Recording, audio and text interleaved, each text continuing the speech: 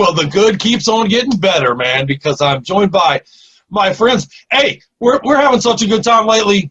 We got even more of Thralls of Metal to join us today, man. I'm very excited about that, brother, man. Very excited. Everybody knows Necrotic Nick because we drag him out here all the time, but introduce yourself to everybody, my friend. I am Shredlord, and I hail from the Thralls.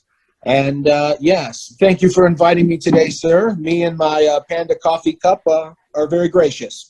I'm very glad to have you, my brother. I am a big fan of you cats, man, as you know. And all of you Metal-O-Maniacs out there, if you're not already following Thralls of Metal, if you're not already subscribed to Thralls of Metal, correct that in your lives immediately, please. Come on now.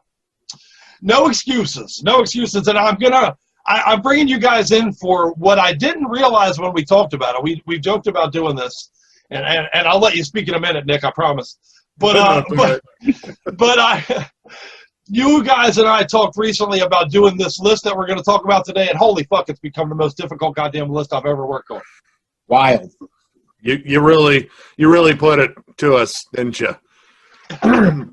Yeah, you pretty much scoured through my childhood and was like, man, I have to pick only 15 of the things that I love. And I mean, dude, like when I actually Googled the list, because I thought this was going to be easy. I was an idiot. I was wrong. Then I started Googling. I was like, oh, that movie too. Oh, shit. Damn. Yeah. So yeah, this became brutal, but I enjoyed it. What a nightmare even. And dude, honestly, even as I'm sitting here today talking to you guys, we're setting up the Zoom call, and I'm like, fuck, we forgot this, and we forgot this, and we forgot this. And You reminded me of one. I was like, oh, that has to be on the fucking list. Damn it. Well, and for those who are just figuring out what we're talking about, of course, we're about to break down our top 15 80's comedies of all time, baby. Yeah, I'm excited about it, man. As soon as we kind of touched on the idea, I've kind of been dancing. And like you, Nick, I thought, well, this will be easy. We'll just now, give me a pen and paper. I got this. Yeah, right. Dry that one out. You can fertilize the lawn. Yeah, so tough. So tough. So what I thought we would do then, I'll tell you what, before we even get into that, let's talk about some of the ones that we did have to make that kind of final cut for, because holy shit, man, I got a bunch of them that I can't even make me sick. You know? Yeah. There were some, like, I couldn't make the distinction as to whether or not they were a comedy. Granted, I laughed, like, all right, Big Trouble in Little China. That is one of my favorite 80's movies across the board. It is so fucking 80's. It is. Like, it's ridiculous, it's over the top, but it's also kind of like action, a little bit of horror, adventure. So I left it off, and I mean, I feel bad. Or like The Adventures of Buckaroo Banzai. Oh, fiercely ridiculous 80's movie. You have the main guy is a samurai scientist, secret agent, and he's an 80's rocker all at the same time. And it's Peter Weller from RoboCop. Holy shit, how much more 80's can you get? Well, you throw in Jeff Goldblum and Christopher Lloyd and John Lithgow, and there you go. It's as 80's as possible. Fuck yeah. I love Jeff Goldblum, by the way. Oh, dude, he's a unique creature. Now, all I've done is say to the world, let's go, move, catch me if you can. Waiter, Jesus Christ. Yeah. Yes. There were so many. Which ones did you have, Shred, there you were like, man, it should go on there? You hit the nail right on the head, man. It's Big Trouble in Little China. It's easily maybe the greatest 80's movie, period, for me. Jack Burton is a hero. He should have his own day celebrated once a year in the United States. Great. He is an excellent role model, and you know what old Jack Burton says, man. I mean, what he says is the law. That, and then maybe Egg Shen. Egg Shen rules. Egg Shen, man, who ended up, of course, he's the grandpa from The Three Ninjas, which I love that movie as a kid, man. All of those movies. I wanted to be a little ninja like them. I wanted my grandpa to teach me martial arts. Fuck yeah. I think I want to be a little ninja, man. James Hong just turned like 92 or something like that, and he's still doing Still doing it, baby, yeah. Lopan is one of my favorite 80's villains. He found a three-eyed Asian woman to make him live again. Yeah, you gotta find him, man. I love that dude, man. He made a brief appearance in that R.I.P.D. movie a couple years ago, even with. Oh yeah. That was pretty good. Pretty unique role too. That was pretty funny. He was an old Asian man with a banana. Yeah, buddy. Can't go wrong. Can't go wrong. No. You know, my life is well. Anyway, something to do with a banana. I was gonna make a banana joke or two. Yeah. We're not going to fall for a banana in the tailpipe. You're not going to fall for the banana in the tailpipe? Your life's all about old men and bananas. But my old man and bananas, that's what I've dedicated it to. That's what I do out here every week. That's my Google search for old men and their bananas. Shit. Well, you know, these are someone that didn't make any of our lists that do make me a little sick inside. We don't have Vacation on any of our lists. It's true. I love the first 3 Vacation movies, so I mean, it's hard picking a favorite. I love the original Vacation. The original's fucking phenomenal, yeah, man. God. Christmas Vacation. If we were doing funny holiday movies, that would certainly be on it, you know. Of course. Yes. But Chevy Chase will get his love. And in a lot of ways, this has become a list of 80s actors that we love in so many ways, really. Yeah, I mean, it ended up like breaking it down. It's like, wow, let's see what we got here. Chevy Chase, Dan Aykroyd, Bill Murray, Eddie Murphy. Yeah, we get a lot of those. You know, granted it was later, I guess, but some Rodney Dangerfield will get some love on here tonight. But like, what else? That one's on your. Big didn't make none of our list. You know, that's a kind of a ultimate. I think 80s. Maybe because it had like some like really like sad parts in there too. It was like life the comedy moment. But right. I mean, the comedy moments were great.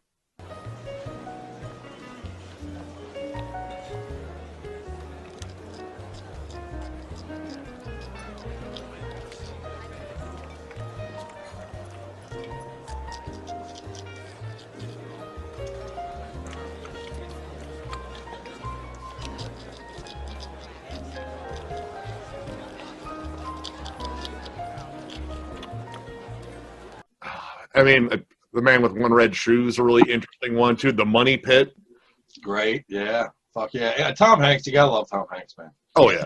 I love old school Tom Hanks. So, all right, well, yeah, those are some of the ones. And honestly, a couple of the ones I wrote down that didn't make my list, I noticed, are on you guys' list. So we'll let you guys get to that here in just a moment. How about that? So I thought we'd start, instead of doing our customary kind of countdown style, being that we kind of have very different lists and shit, let's start by talking about some of the shit that we have individual to our own list that are not voted on by all 3 of us a little bit.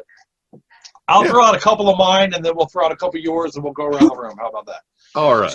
Well, actually, you know what? One more that I'm going to mention on the Just Cut list, because I know that me and Nick literally just cut it moments before air, is The Golden Child. It hurt. That one hurt. That one hurt. I saw that one in theaters. My mom took me to see that one, and that was kind of a helpful one for me getting into horror movies because they had the big, you know, Sodom Noomspa. My dear sweet brother Noomsy.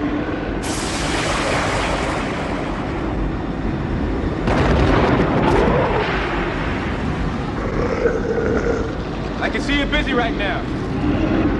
Come back some other time. I love that movie. And, I mean, I was just talking to Shred about that. I was like, I mean, I don't know if I remember much. Like, don't you remember Chunky Asses? There's a sequel to a book written called Butt Cake. Very popular at the newsstands, but this butt with cake all over it. Yeah, I can say whatever the fuck I want. This is the dream. Yeah. What about Short Circuit? Oh, Short Circuit. That's a great one, too. Hi, your mother's a snowblower. That's a great... Oh, that's actually what... Scully loves that movie. Malfunction. Well, and Scully, much like you, Mr. Shred, sir, you guys are too young to know this much about 80s movies, but I love you for it. I'm just telling you. Hey, it's a sign of fucking wisdom, if you ask me, goddammit. Thank you. Good taste. Well, all right. Well, let's kick it off then. The very first movie we're going to bring up on our countdown of sorts of the greatest 80s comedies of all time. One that I have on my list that is not on you guys' list is my first mention of Rodney Dangerfield for the night, baby. Back to School, 1986. Rodney Dangerfield's going back to school. That's what I call marine biology. Hey, boys, here's a couple of pens in case you learn how to write, okay?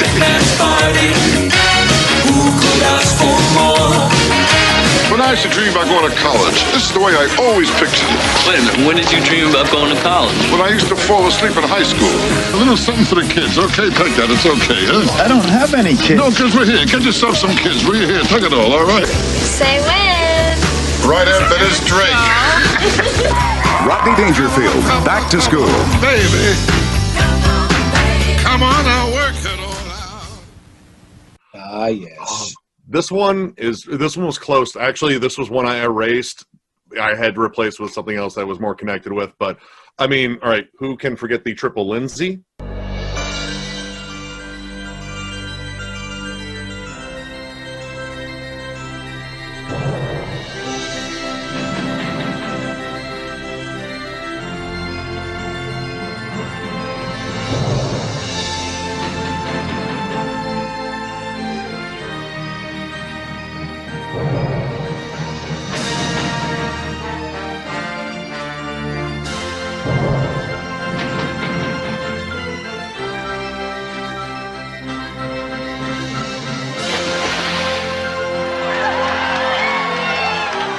The Triple Lindsay, baby. No. And my favorite little sneak band performance, you got Oingo Boingo playing Dead Man's Party.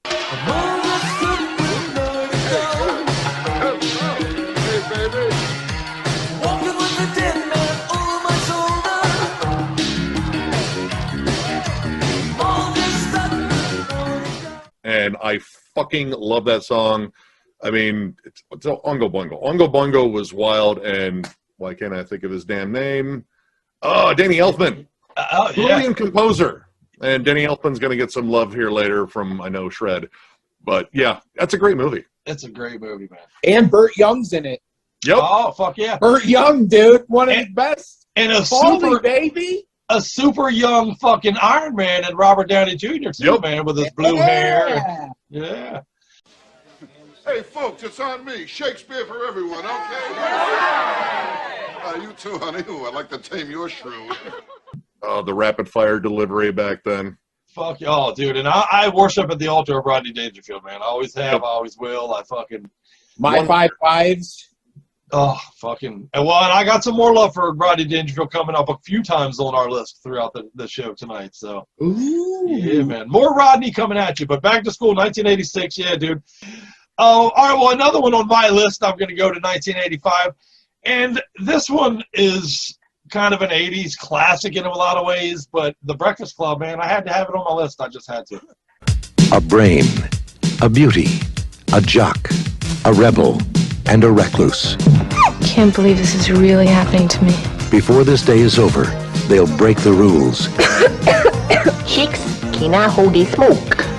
That's what it is. The Breakfast Club. That one, I mean, honestly, like that was one of those, much like Big Trouble in Little China. Like, all right, is this an 80s comedy or is this just a flat out 80s movie?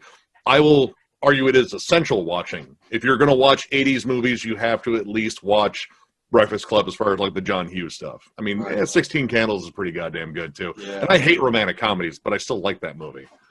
See, they were such a... Go ahead, give it to me. Yeah, Judd Nelson, amazing. I mean, he gave me the term hot beefy injection. Level with me. Do you slip her the hot beef injection? Go to hell! Enough! Hey, what's going on in there? And I'm forever grateful. As we all should be. Yeah, absolutely. I think I agree with Nick here. It's just more of an 80s overall movie than just a straight comedy. I mean, he posed some very interesting questions, like a man with elephantitis of the balls. Do you think his balls have to ride shotgun? Although you probably have to ride in the back seat because his nuts would ride shotgun.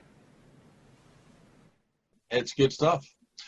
Well, and let's see, for guys my age, man, we were in love with Molly Ringwald at the time. Everybody in America wanted to fucking throw stones at that.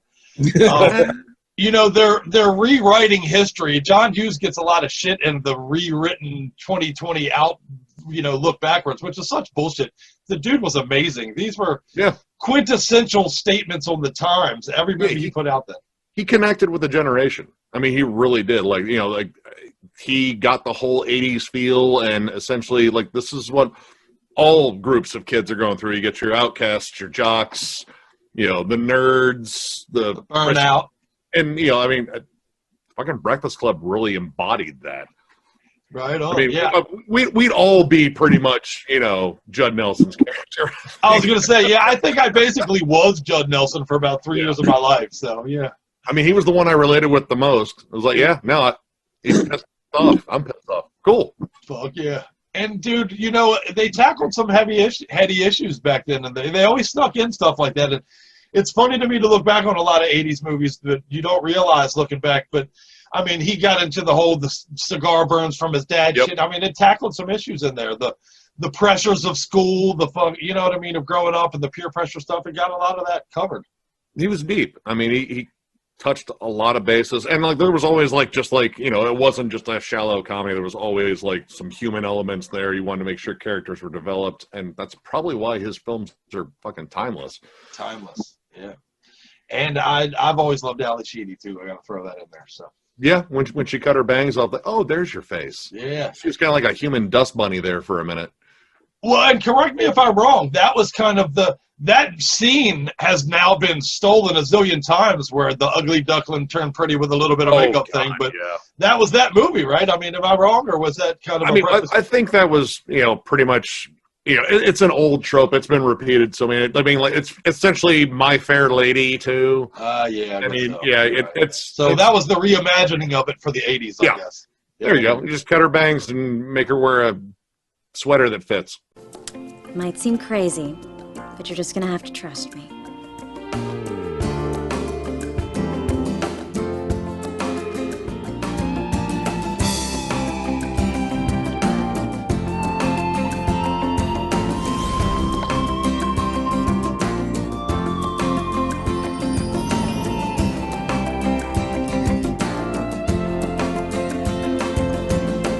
That's it.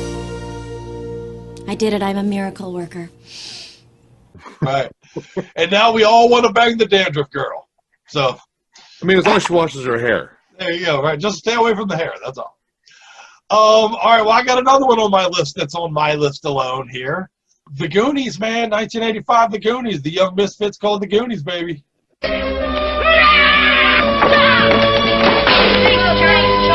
They call themselves the Goonies. They've stumbled onto a legend, but they're not alone. Trunk, I hope that was your stomach. No. That's the it. Sounds like Kong. Discover what they uncover. Rubies and emeralds and diamonds. The lost map. Whoa! Chris, started the tunnel. A Richard Donner film. Joe, I'm going to take this one. I'll let you take the lead on this one. This one hurts to leave off the list. The truffle shuffle, the upside down penis on the statue, the young Corey Feldman talking about locking up the house cleaner in the sex dungeon. That's the best part. I love it. Oh my God. This movie's awesome, but it also has so many other really, really, really cool elements. Oh, and before I forget, I think maybe my favorite scene is when they get Chunk to confess to puking over the balcony at the movie theaters. Then this was horrible. All the people started getting sick and throwing up all over each other. I never felt so bad in my entire life. Man, they're gonna like this kid, man. I think the first time I saw that, I almost peed my pants, man. I was laughing so hard. Yeah, dude. So many other elements to this movie. It's one of the best kids movies ever. The 80s. You know, it's got the adventure. And if you were a kid who was kind of a teenager, you thought those girls were hot. What's her name? Right. Oh man, yeah, you were so in love with them, man. Well, dude, you think about it, that movie had everybody. It had Corey Feldman, Sean Astin, who would go on to do every fucking thing in the world. It had Josh Brolin. Dude, Josh Brolin's the mainstay. Yeah, so young and shit.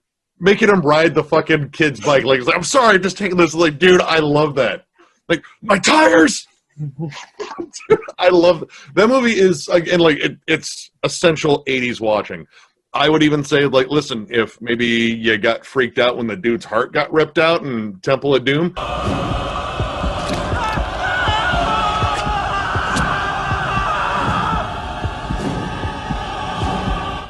This is kind of like that Indiana Jones feel, except you can connect with them because they're kids rather than, 1940s archaeologists.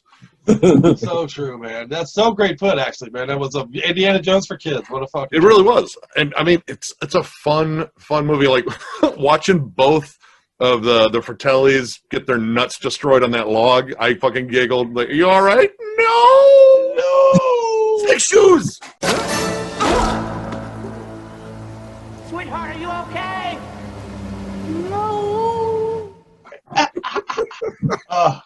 Not just one of the best movies of the 80s, but one of the best movies ever. Goddamn. Oh yeah, I love that movie. Gotta love it. Hollywood never remake that. I swear to fucking. Oh, good Lord! Don't say it. You just said it out loud. What are you doing? You son of a bitch! You take it back! Take that back! They'll probably do it anyway. That's gonna happen now. Yeah, you can forget it. That's happening, man. Fuck. The only good remake that's ever, in my opinion, was Debbie Does Dallas, but that's a whole different show. So. Perhaps a couple more viewings, and I'll really make an educated opinion. Yeah. Oh, hey, every one of them's worth watching, in my opinion. So, hey, you want to talk about up and coming starlets? Okay, that's it. We'll come back into it. We've joked about it before, but I'm not kidding. We're going to do a best porn star show at some point. But anyway, all right, I got another one from my list. I'm sorry, we're featuring heavily. I guess I should tell people. We're featuring heavily from my list early here because I seem to be out on the branch a little bit on some of these by myself. Which I get, man. It's just such a tough list to make, you know. If the list was 30, we'd have even more crossover. So, well, I got to bring it up, man. Speaking of old Corey Feldman, The Burbs, baby, 1989. It just barely makes it in the 80s, but The Burbs, I watch this movie still all the fucking time. I can't lie. Welcome to Mayfield Place.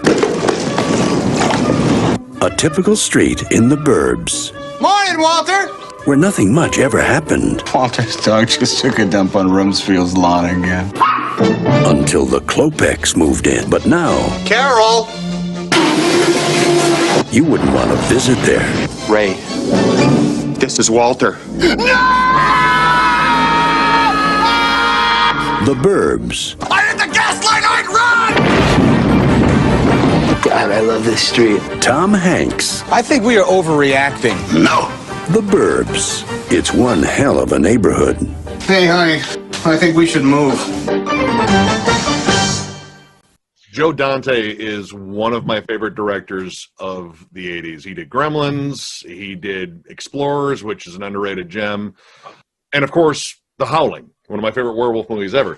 But this movie was so goddamn good. I love that they kind of took the whole paranoid, nosy neighbor thing and they kind of added like a splash of horror to it. And again, like I wanted to say, like, is this a flat-out comedy or is this kind of horror? It's like when they call it a dark comedy, and it's great. Right. It's Rick Dukeman. Rick Dukeman was great. I loved his stand-up. He was great. And what is this game? Keno, gambling for people who have lost the will to live? No, this is the game. You mark some numbers on a card, you give them your money, then they tell you if you won or not. No, you lost. But hey, play again. Maybe your luck will change. Oh my God! I mean, I got to see him in plenty of other '80s movies too. Like he was really good. Bruce Dern. Bruce Dern, yeah. His wife is actually the voice of Stan's wife in American Dad. Yes. And yeah, fucking Corey Feldman oogling her ass all the time. I was like, and yeah, amazing ass. Let's be honest. It was some great real estate on that property. Yes, there was, my friend. I love that movie though, hands down. It's great. It's, you know, I don't know. It's well written. It's well paced, and you just get into it. Yeah, and we haven't even mentioned that Princess Leia was a housewife in the fucking thing. So, oh, God, you know, Leia. Yeah, dude, easy. I had it bad for Carrie Fisher I have some myself, love for her later. Yeah, I had it bad for her myself, my friend. Her and you guys have another movie on your list that has my all-time 80s love, so we'll get to that. I literally have permission, but from Scully if I ever get a chance. But we'll talk about that later. Okay, what else? All right, well, let's do one more off my list, and then we'll kick into some of you guys that you had by yourself. And I'm going to throw a little bit more Rodney Dangerfield love at you, man, with 1983's Easy Money. Monty Caporetti is just a regular guy. It's Mother. Leave him, dear. Just simply walk out on him. His entire body is bloodshot. He'll never change. She says I drink too much, I smoke too much, I gamble. I got no, class. You're an ecological menace. Yeah, well, you were the inspiration for twin beds. He respects his friends as much as they deserve. Sweetheart, watch out for this guy. He'll buy you a bottle of beer and squeeze the schlitz out of you, know? He was cruising down the highway of life when his luck took a turn for the better. To my beloved daughter, Rose, I bequeath $10 million if her husband, Monty, can reform himself in 1 year. It's easy money. A younger Joe Pesci. People may not remember. Joe Pesci was his buddy in that movie. And people who don't remember, to inherit his mother-in-law's money, remember, he had to, basically he was a drunk, he was a druggie, he was a fucking gambler, he was a, piece of shit. In other words, I loved him, he was me. And and his mother-in-law was very rich. He married a rich daughter, basically, but the mother-in-law died and left in the will that he had to quit all this shit if he wanted the money. So the movie's about him trying to get his shit together and fucking inherit this money. And dude, the scenes with him and Joe Pesci are goddamn gold. Every single one of them, man.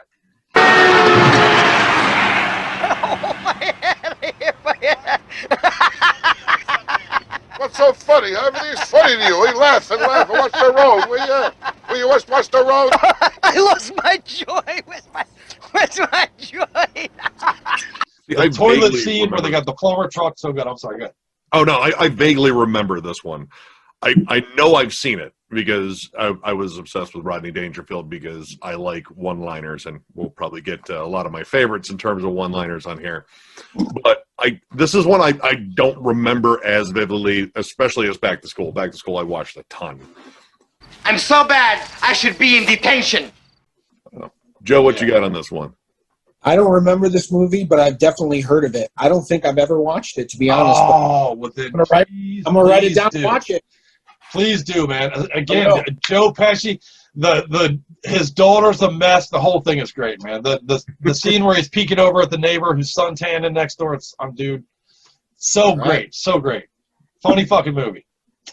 Funny fucking movie. All right, well, let's do a couple of you guys' movies that you have on your island list, man. Which one of you wants to go first? Joe, I'll let you go ahead. All right, sir. So I think it is a crime that none of you had this movie on your list, but I'm going to go ahead and say this is Spinal Tap. This is the loudest, rock and roll, most explosive band in heavy metal history. This is Spinal Tap, the funniest movie ever made about rock and roll. We've got, armadillos in our trousers. I mean, it's really quite frightening. No, don't. I was just pointing at it. Well, don't point. I'm sure I'd feel much worse if I weren't under such heavy sedation. The cult phenomenon. This is Spinal Tap. And you are right, sir. I mean, I can't lie to you that you are right. It is criminal.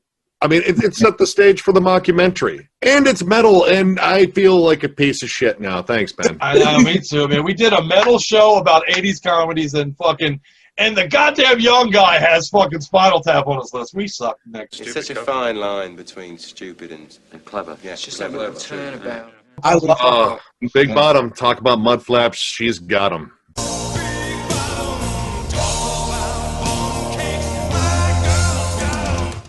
I love that movie. I can still watch it at any given point. I mean, the album titles alone: Intravenous de Milo, Shit Sandwich, or no, a Shark Sandwich. One reviewer just said Shit Sandwich. All the different drummers that met their unfortunate demise. Yes, Rip Stumpy Joe. Not to mention Lenny from Lenny and Squiggy. I mean, goddamn, dude. Or this is the saddest song. It's in the key of D minor. Oh, what's it called? Lick My Love Pump. Well, this piece is called Lick My Love Pump. And of course, Amp's going to 11. I mean, it's very, very special because if you can see, the numbers all go to 11. Look, right across the board. 11, 11, and most of 11, and amps go up to 10. Exactly. Does that mean it's louder? Is it any louder? Well, it's one louder. Why don't you just make 10 louder and make 10 be the top number and make that a little louder? These go to 11. That's become like one of the biggest pop culture references, I think, in metal in general. I mean, insanely quotable movie, man. Insanely quotable. Brilliant. It really puts perspective on things, though, doesn't it? Not too much. There's too much but fucking it's- perspective now. Yeah. So the fact that a lot of it was that mockumentary style, and I think a fair amount of it was like improv. Like there's like, no, just say whatever stupid, ridiculous thing you can. And I mean, all three of them: Harry Schreier, Nicholas Guest, Yeah. and Christopher Guest. Christopher Guest. There we go. Christopher Guest and Come on, Best in Show. I know that's also them. The mother from Beetlejuice. What's her name? Michael McKean. Michael McKean. Yes. There it is. Yes, there it is. Yes, sir. And what's the mother from Beetlejuice? She's a part of that group generally too. Catherine O'Hara. Yeah, there you go, Yep. Catherine O'Hara. Yeah. Who's brilliant, by the way. I love her and everything I've Oh ever my seen. God, Yeah. she's hilarious. Yeah. SCTV alum. Oh, there you go. Right. Yeah, That whole dude. group. You know, the movies they still make, like the Best in Show and all them shits are so Yep. fucking funny, man. So good. I mean, the Schitt's Creek stuff. She's Oh yeah, fucking right. hilarious, Right. Yeah. Good shit. It's Creek is funny as hell. dude. Very well written. Dude, Good shit. I guess Eugene Levy is not the only funny one in his family because his son's fucking hilarious. No doubt, dude. But although I will say, Eugene Levy is a goddamn god, man. He is a Yes, god. he is. I love that dude with all my guts. The dad from American Pie will never leave me. Yes, sir, man. Yeah. And in so many movies that almost made my list, like Armed and Dangerous, I had to cut from my list. That was a great movie. Shit, I didn't think of that one. Yeah. I don't know if it would have made it though. I went and saw that at the movie theater too. John Candy, who I know we will talk a little bit about, and we talked a little before we started recording. But this, in very many ways, is our love letter to '80s comedy actors and actresses tonight. Is what we're doing, basically. So good stuff. All right. What else you got there, brother? What else you got, Joe? Let's run it down. I understand why this maybe didn't make your guys' list, because in the grand scheme of things, it probably wasn't as successful commercially. But Weird Al Yankovic's UHF movie is insanely hilarious to me, and I am a big Weird Al fan from an early age, and this movie was comic gold to me. Channel 62 has the lowest ratings in the history of television. What they need is a new station manager. No, not him. Forget it. No way. A man of action. A man of courage. A man so desperate, he'll put anyone on the air. Hey, Stanley. Yeah, George? How would you like your own TV show? Okay. You get the drink from the fire hose! Okay, you ready? Open wide! He starts where the others stop. We're the #1 station in town.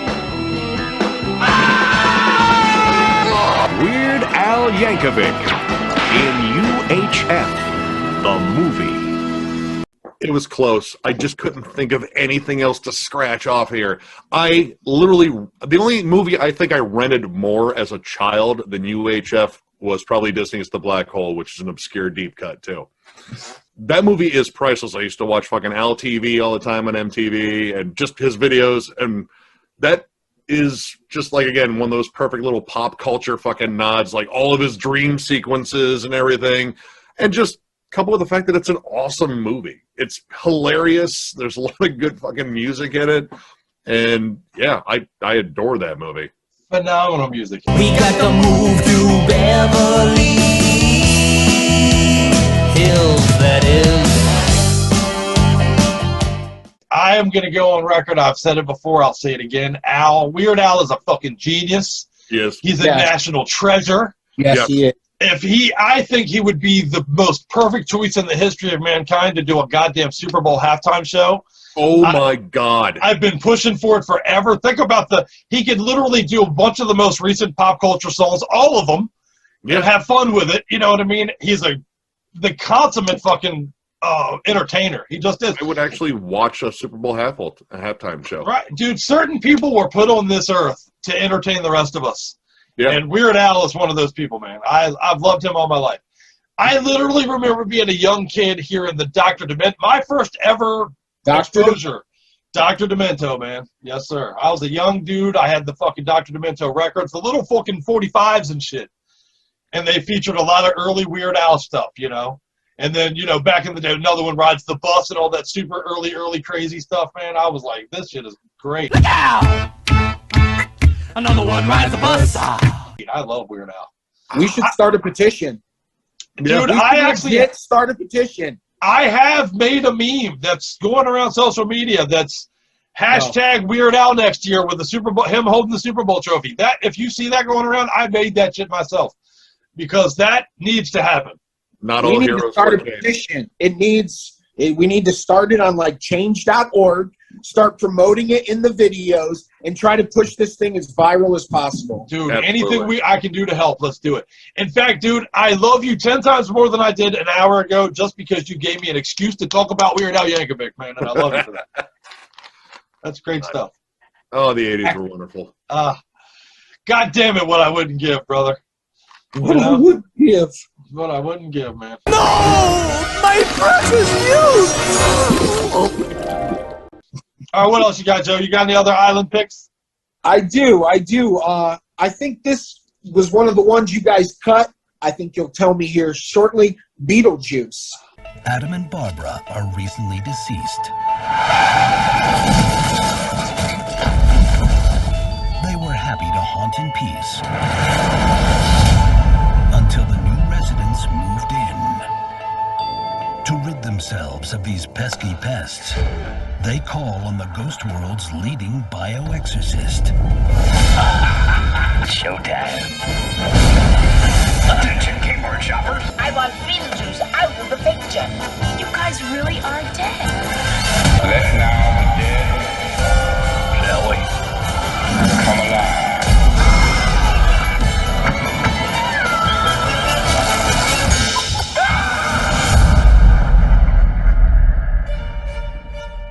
That is why I won't do 2 shows a night anymore, babe. I won't. That's a great comedy. See, that was one of those, again, that was on that cusp. Like, is it an 80s comedy or is it an 80s movie? Regardless, I love it. I mean, the early Tim Burton stuff, Tim Burton ruled my childhood. Beetlejuice, and of course, the 89 Batman, which still might be my favorite Batman. Might be mine too. But it's absolutely hilarious. I love stop motion effects, and there were loads of it in there, and I'm a huge sucker for all things Ray Harryhausen. Ray Harryhausen fucking ruled, and it has those effects, but it also just has all the weird shit you see in Tim Burton. Like, I think this is where his like style really just kind of came to life, and I was like,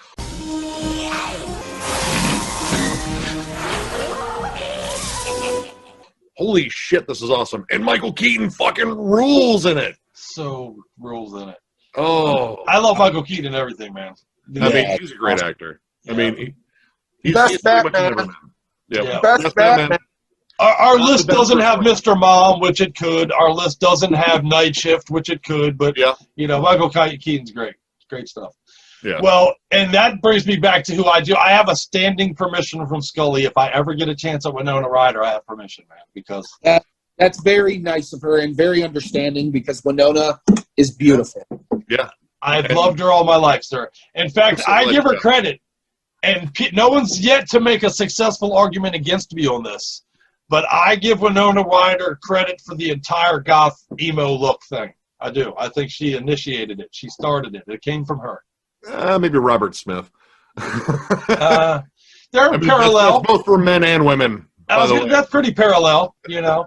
that happened around the same time, and she was certainly a part of the Cure movement, if you will, with Reality Bites and all that stuff. But I think she was the one that, I mean, honestly, kind of pioneered that whole the creepy it girl. Like, you know, what's her name? Fucking Christina Ricci kind of fucking took that one and rolled with it too. And she was kind of really like that first one where like, I mean, she's hot, but she's a little spooky and weird, but God damn it, that's hotter. Hey. Yeah. That's my type already. Like, tell me she's like damaged too. I mean, let's do it. Dear Diary, my teen angst bullshit has a body count. Yeah, brother. God damn it. Give me a damaged girl. Holy shit. Anyway, I say that because I'm damaged, not a knock. No, same here. It's because we're all damaged, you know. I don't know how to relate with somebody who's not damaged at all, you know. I wouldn't know how to talk to her. Yeah. So, but great pick, Shred. Great pick, man. Beetlejuice is literally, if I had a nickel for every time I've seen that movie, I'd have a whole shitload of nickels. So, there you go. Yep. Do you have any other? Those were your 4 island picks? Well, I got one more. Oh, yeah, give it to me. What you got, brother? The very last one is Bill and Ted's Excellent Adventure. 2 epic airheads. Keanu Reeves. Those are historical babes. Alex Winter. It's a history report, not a babe report.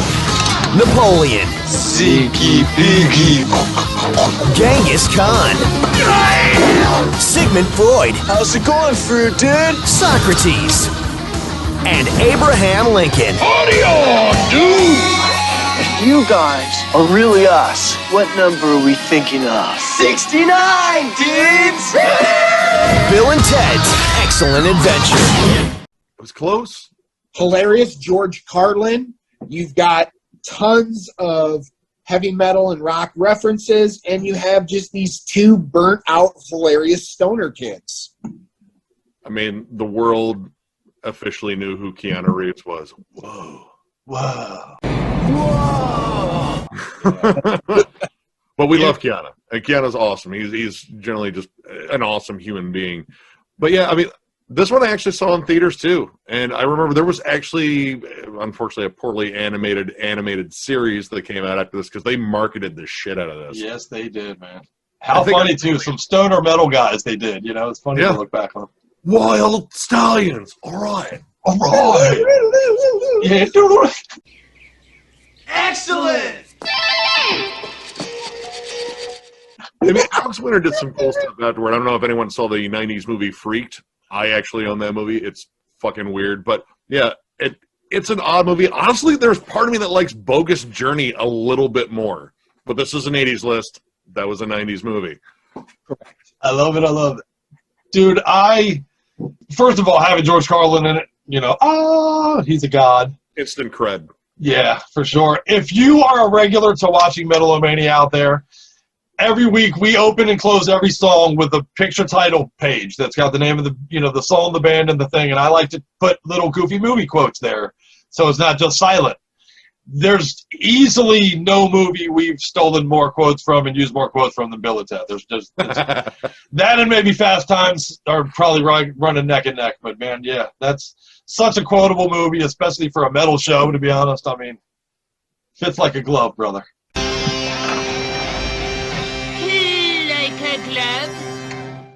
Yeah. Iron Maiden. Excellent. Excellent.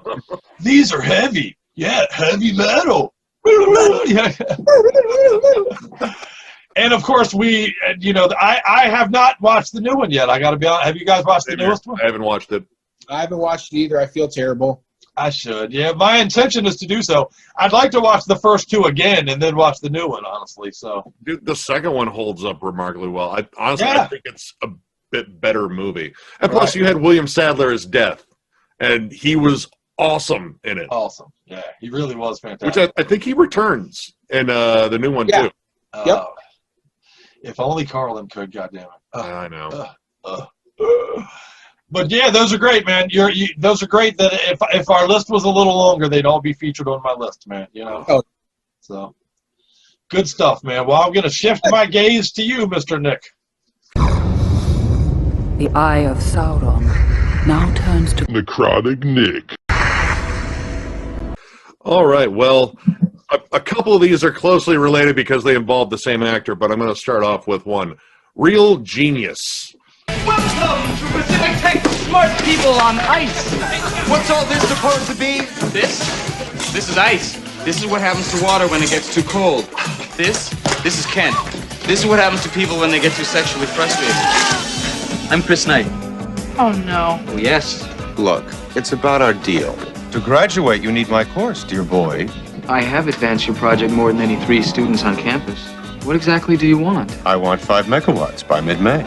So from now on, you and Mitch are going to spend every waking moment in the lab.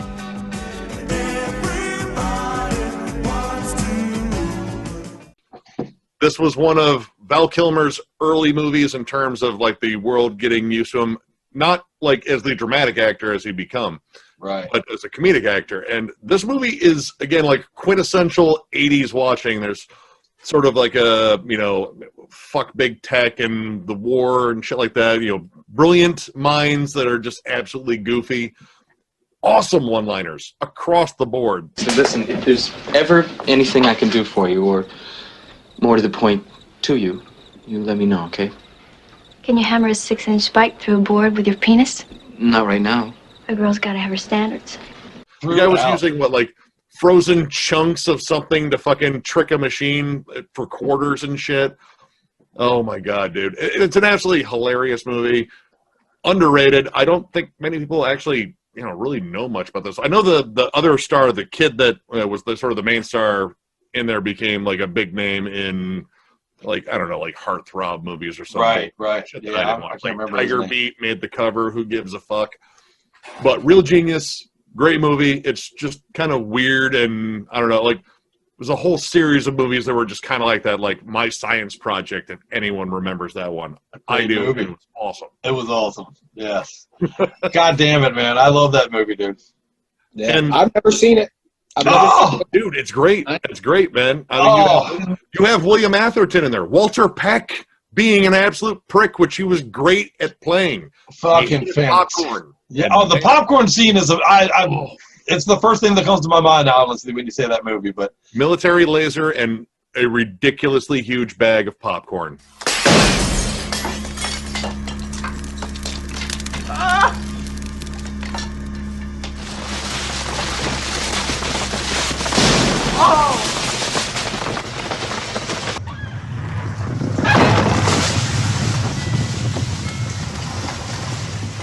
fuck yeah, and fantastic. Great, one of the greatest scenes of the 80s, even. Absolutely. And Val Kilmer, it's funny, right? He does become quite a dramatic actor, but we knew him for comedy in the early 80s, man. You know. And the other one I had ties right into that, which is Top Secret. Look, I'm not the first guy who fell in love with a girl he met in a restaurant who then turned out to be the daughter of a kidnapped scientist, only to lose her to a childhood lover who she'd last seen on a deserted island and who turned out 15 years later to be the leader of the French underground. I know it. It all sounds like some bad movie. Got a girl named Daisy. She almost drives me crazy. Got a girl named Daisy. She almost drives me crazy. She rocked me to the east, she rocked me to the west, but she's the girl that I love best. So tutti frutti, oh Rudy, tutti frutti, oh Rudy, tutti frutti, oh Rudy, tutti frutti, oh Rudy, tutti frutti, oh Rudy. Walk, babaloo, bam, a lot, bamboo.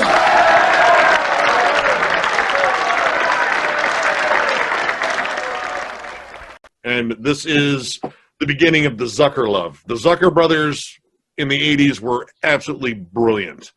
And this was their spy spoof, and oh my God, it's ridiculous.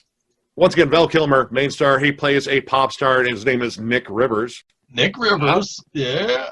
And I mean, it's like this kind of like poking fun at all things like, 50s and 40s, I guess. Like, there's the song that he's known for right in the beginning is skeet shooting, which you have surfers with fucking shotguns shooting skeet at the same time. I mean, it's ridiculous.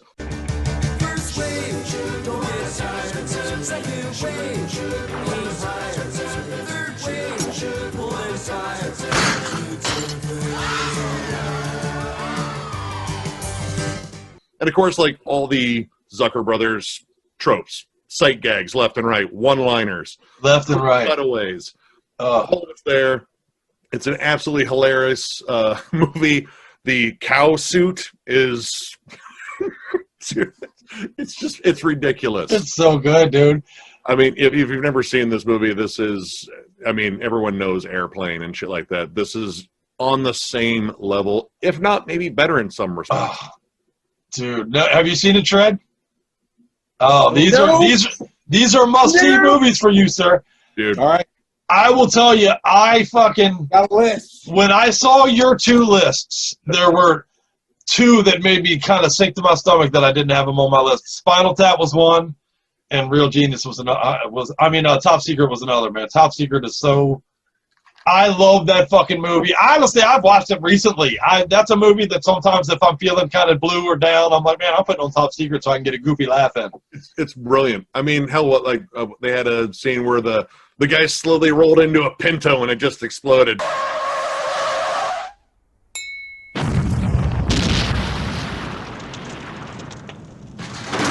Now, that reference is dated now, but We knew what it meant. But we knew it. Yeah, the guy with the big eye fucking magnifying glass and then he moves it away. That was Peter Cushing, too. That was one of Peter Cushing's last roles. Yes, Peter Cushing. And the whole scene was shot in reverse because he's doing the whole book thing.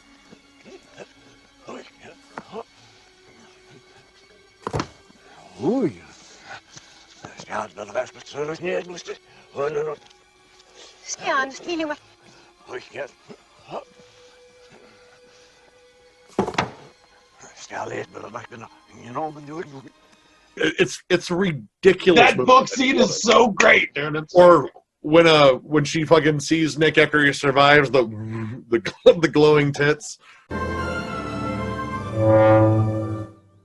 It's amazing. That is an amazing movie. I'm gonna watch that movie tonight. Goddammit. I might watch it again too. I mean I absolutely adore that movie. Oh, so good, man. Shred to-do list right there, brother, for sure. And then talk to me and Nick about it on social media. Damn it. Like, are you guys right? Yeah. Oh, I'm sorry. How could I have been so ignorant? No, you're just a younger dude. We ain't accusing you of nothing, but add it to your list. Well, some of us aren't. Oh well, all right, yeah. All right, another one that was on my list, and honestly, it was because Chris, you had to type it out, and I saw it. I was like, shit, it has to be on there. Spies Like Us. Heads down!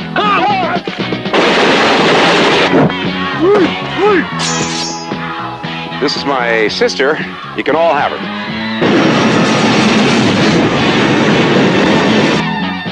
That's a coffee? That's a good idea.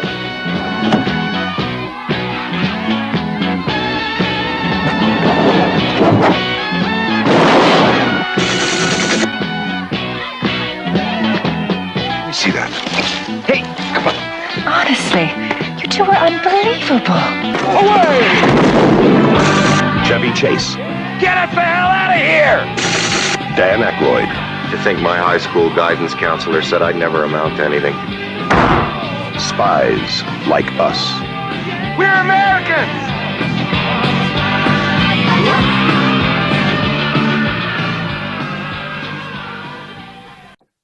Chevy Chase and Dan Aykroyd, two of my favorite 80s people in the same movie.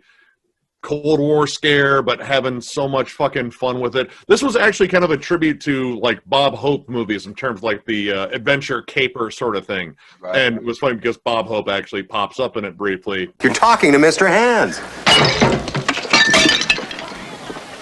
Oh, mind if I play through? Doctor? Glad I'm not sick. Doctor. I'm glad I'm not sick. And that's where Ren gets it. Every time Ren shakes hands, that's where he gets it. Because he goes, doctor. Yeah, that's how we say hello, and that's how we say goodbye. Yep. Doctor. No shit. An homage to a great-ass movie. One of my favorite scenes in almost any 80s comedy is the whole cheat scene where Chevy Chase has the fake cast with the glove and the crib sheets everywhere.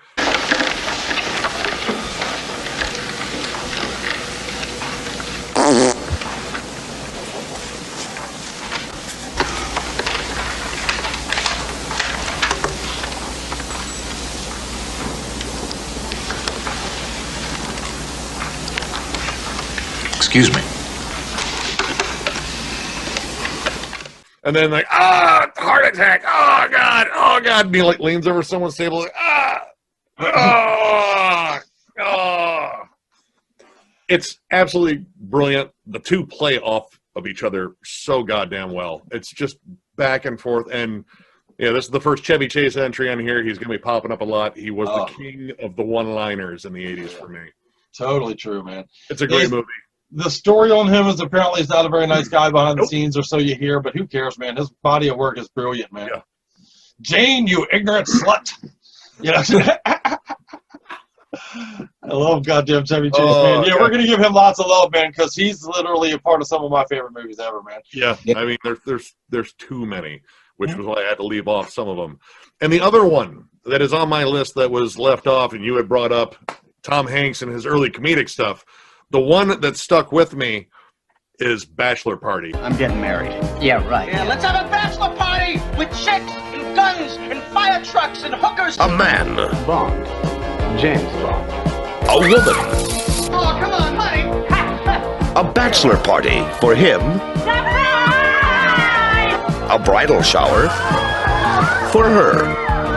A motion picture event you can't afford to miss. This is the best 3D I've ever seen. I've seen better. Bachelor Party, starring Tom Hanks. A man's tradition every woman should know about. Hey, it's dark in here. Holy shit, he was on fire. The jokes are just nonstop in that movie, and I may have got to see boobs real early on when I was a kid. Yeah, that didn't hurt. And the wonderful Miss Tawny Kitanen. Oh, God damn it. I was so in love with her. Yeah, man. I know. That was before she climbed on the car. Yep, there it is. I can see it in my head right now. And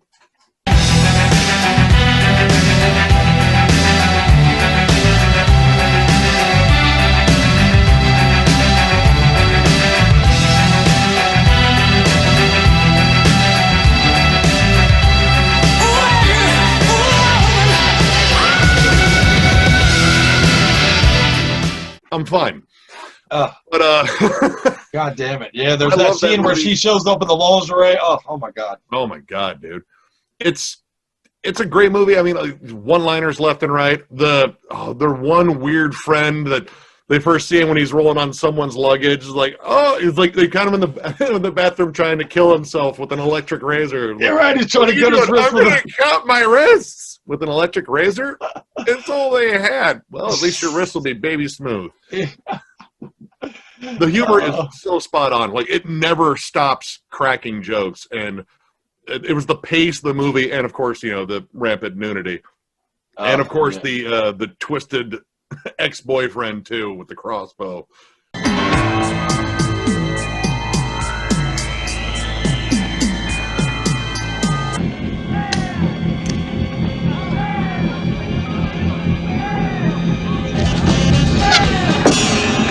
Holy shit!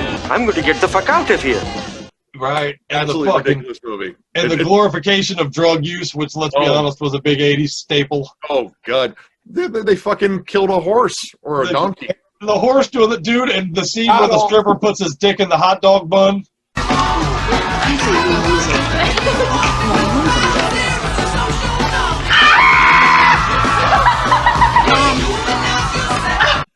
God damn it, Dick. Yeah. She's yanking on it. Long? And then some. And then some. Yeah. That is so god. Everything about that movie rules. It is, in terms of like Tom Hanks comedy, that's it. That's the top of the heat for me. I will never not love that movie. Your 80s excess. It's good. I just haven't seen it anywhere near as much as the other ones on my top 15. But yes, that is a classic for sure. Brilliant movie. I had it on VHS at one point. I might still have it someplace. You can tell it's a metalheads list of 80s movies, though, because we're giving Tom Hanks all kinds of love for Bachelor Party, and Big and Splash are nowhere on our list. So, yeah, it's metalhead list. I do have some love for Splash, Daryl Hannah. Oh, yeah, for sure. Something yummy. And that was a Disney movie, wasn't it? And she had, butt cheeks and almost like some side boob going on. Yeah. Way to be pioneers, Disney. I love Daryl Hannah. Shit. I still love her. Shit, she was great in Kill Bill when she got her eye yanked out. Oh, yeah. Was that all of yours that were island picks? That was my 4. Oh, I love it, man. Back to you, because you have so many. I know, man. I know, dude. It was a tough list. What is that, too many? Yeah, that's too many, right? So is it because I'm the old guy? Is that what's going on, man? Is that why I got all these picks out here on the island by myself? What's up? You say old, I say experience. I love you, brother. See? A veteran. Me and Shred are going to hang out forever and ever, my friend. I love you, sir. But a veteran. I love it. Yeah, there you go, Nick. I know we kind of latched onto different things in the 80s. The 80s offered us so much. There were a litany of great movies. And, I mean, shit. Again, if this was like a 30 movie list, we'd be here for weeks. Yeah, we could easily do a top 100 and just do it for a month. We'll do a whole month-long show where people quit your jobs and watch Metal-O-Mania and talk about movies, bitches. You can tell they haven't shaved. I'm going to go back into some Eddie Murphy here, man. You know, Eddie Murphy being the quintessential 80s guy, as it were. His best work comes from that decade, in probably most people's opinion, even his own, I would say. Even his Saturday Night Live. My first exposure to Eddie Murphy was Saturday Night Live, the fucking buckwheat character. Buckwheat? Yes.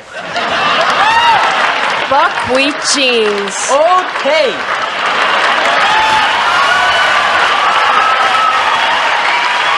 Mr. Robinson's Neighborhood. Mr. Robinson's Neighborhood.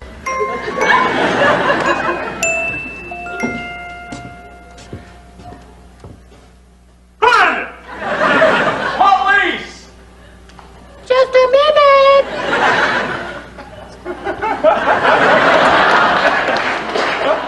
You know what a fire escape is, boys? Some of which he did a brilliant, homage to recently, a year or two ago. But so I'm an Eddie Murphy guy. I love him. I don't care what he does. I don't care about the fucking hooker blowjob thing. I love Eddie Murphy. I always will. And 48 hours, man. 48 hours. We ain't partners, we ain't brothers, and we ain't friends. I'm putting you down and keeping you down until Gans is locked up or dead. And if Gans gets away, you're gonna be sorry you ever met me. I'm already sorry. Nick Nolte is a cop. Eddie Murphy is a con. I can help you get Gans, but you gotta get me out of here first. You're crazy. He pulls some strings. I see how you need me a little more than you thought, huh, Mr. K? He pulls some scams. So where do you want to do it, honey? Want to hop up on the counter? Nah, we can go in this room over here next to the bathroom. Give me a break. I'm dead serious. Come on, we're on the move, let's go. They've got two killers to track down. Toss me that piece, and he won't waste him. I'm looking for a good old boy by the name of Billy Bear. Never heard of him. Heard of him now, man? What's happening, Luther? I'm sorry about the door, man. Did that hurt? It looked real painful. You come clean and we're going again right here, right now.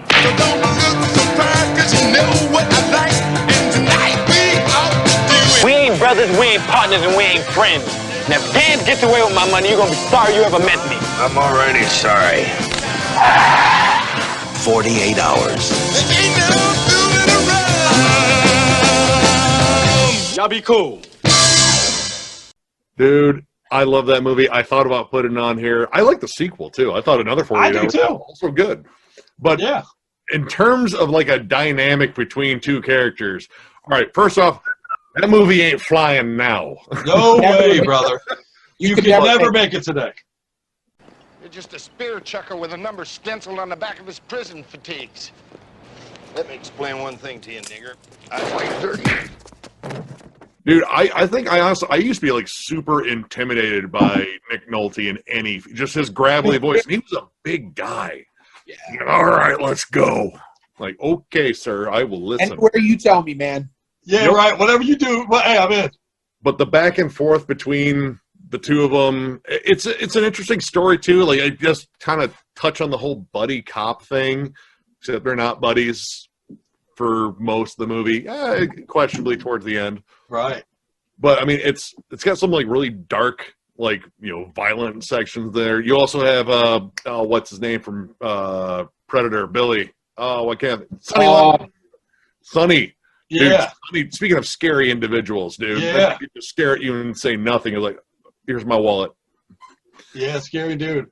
But I love that movie. It's a great movie. Again, maybe a little dated for more modern audiences because you got to get through some harsh language. Yo, man, does she have like big giant titties? I can see this is going to be a long fucking night, convict. Turn your back for half hour and let me go get some pussy. What for? Any man talks about women like you. Can't get it up anyhow. I've been in prison for 3 years. My dick gets hot after wind blows.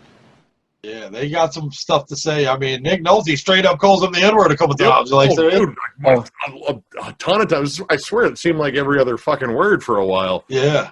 But it's a good movie. It's really well written. I forget the guy that plays the bad guy. The guy is in so many movies. He's a really good character actor. Yeah. Dexter's dad. Yeah, Dexter's dad. Yeah, good lord, dude. I know his name. I know too, and it's escape. He's a really good character actor. He pops up in a ton of shit. Yeah, it's a killer movie. I still recommend it. Just go in with an open mind. Yeah, right, for sure. Remember that it's a 1982 movie. Literally, that came out the year that Scully was born. So, like reading modern like Amazon reviews of Blazing Saddles. If you're ever bored, read some of those. Like, I can't believe it's like, hold on, just pump the brakes there, fella. Yeah, rough movie too. Definitely had some violence. Some scenes that have become epic. When Eddie Murphy goes into the redneck bar, and all that. That shit is great. What the hell kind of cop are you? You know what I am? I'm your worst fucking nightmare, man. I'm a nigga with a badge. That means I got permission to kick your fucking ass whenever I feel like it. That's fucking phenomenal. The sheriff in this town. Yeah, right. So good, man. And Annette, dude, don't people forget Annette O'Toole was in it. That's another beauty from the 80s. Oh yeah. Nick Nolte's jaded girlfriend in the movie and shit. I loved her. Good. God, I totally forgot about that. Loved her. Good Lord, I loved her. But sweet baby. Yeah, Nick Nolte and some of his best. Directed by Walter Hill. Great movie. Great movie. Yeah, great Walter movie. Hill was an awesome director too. But anything with Nick Nolte, man, you got to watch it. So, all right. But apparently I'm on an island with this one too, man. I'm going to 1985. We talked about John Cusack a little bit. We're going to talk about John Cusack a lot. You can't do an 80s movie list without John Cusack on it. But, man, I'm going Better Off Dead. I'm going to go with 1985's Better Off Dead. Does it ever feel like everyone's got more going than you do? Oops. You say the best skier in town just ran off with your girlfriend? Even your younger brother does better than you do? And that nobody even cares? Seth broke up with me. Oh, that's nice. But remember one thing. I haven't even been to New York City. Nobody was ever better off dead. Go that way, really fast. If something gets in your way, turn. All you need is guts. All right! Now turn! Better off dead. And that's a real shame when folks be throwing away a perfectly good white boy like that. An abnormal look at a normal teenager. And honestly, dude, I got to preface this. I got through a lot of breakups in my life with John Cusack, man. I got through a breakup in 1985 with this movie. I got, in many ways, he's responsible for me making it work with Scully, because High Fidelity in 2000, when me and Scully first got I do like that movie, yeah. That's the movie that made me realize, man, I need to look back at my old relationships and learn where I fucked up and get it right this time. So here you go. And 22 years later into Scully, being with Scully now. So, but Better Off Dead, man, it had the running gag of the newspaper collecting boy with...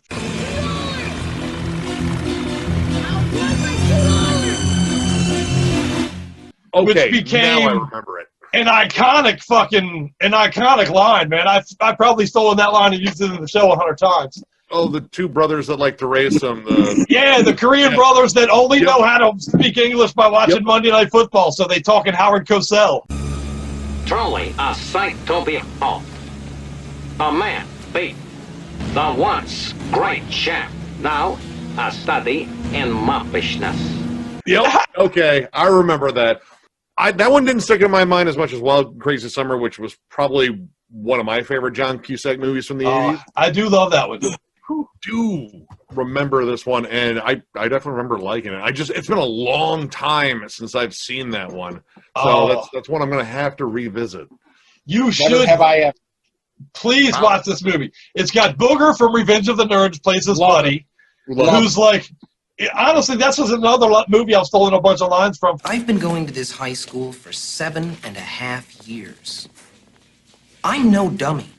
I've used that line for 1 million times in my life, man. That's great. That is not the best Booger line. I'm going to save the best Booger line for when we get there. I do love Booger, so he's great, quintessential 80s guy himself. But this movie features the Eddie Van Halen. The hamburger gets up and starts playing the Eddie Van Halen "Everybody Wants Some" song. And yep.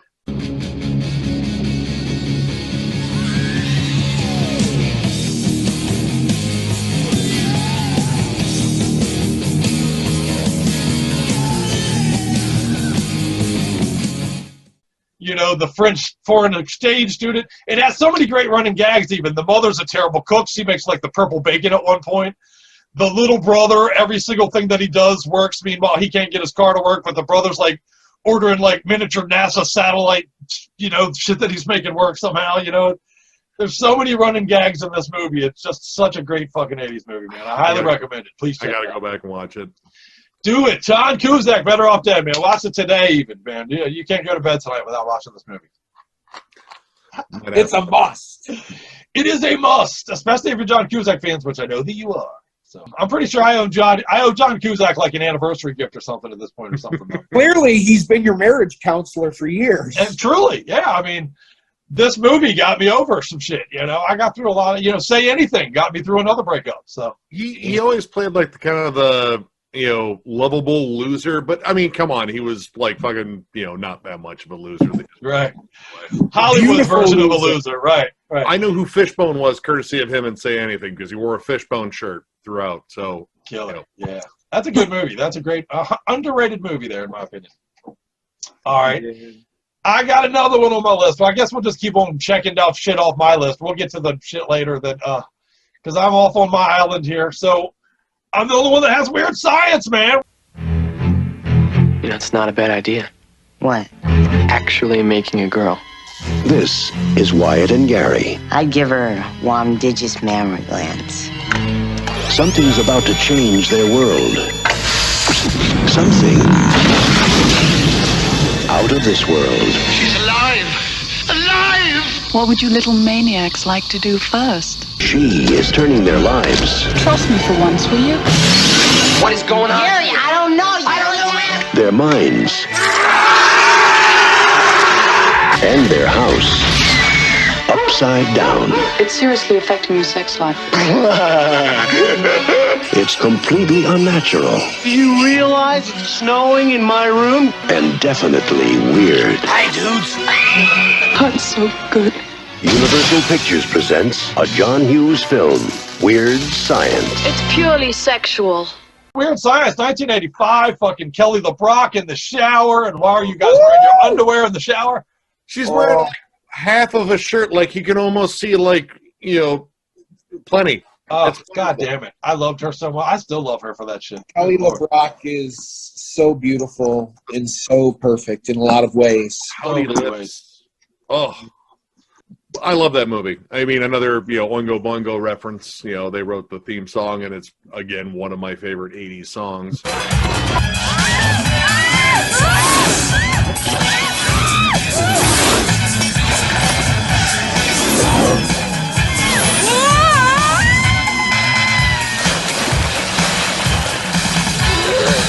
Great 80s song. It is a killer 80s song. That movie is awesome. And again, like, it's two lovable losers that you root for. Right. And they're 80s guys, man. Anthony Michael Hall and Ilan Mitchell Smith, I believe, is the other guy. Bill Paxton played the dickhead older brother. Brilliant. Oh, Chet. He was Chet. Yeah, Chet, man. The big fella Chet. Poor loser. This is a Pershing missile chip. It's Chet. My name is Chet. And I didn't think it was a whale's dick, honey.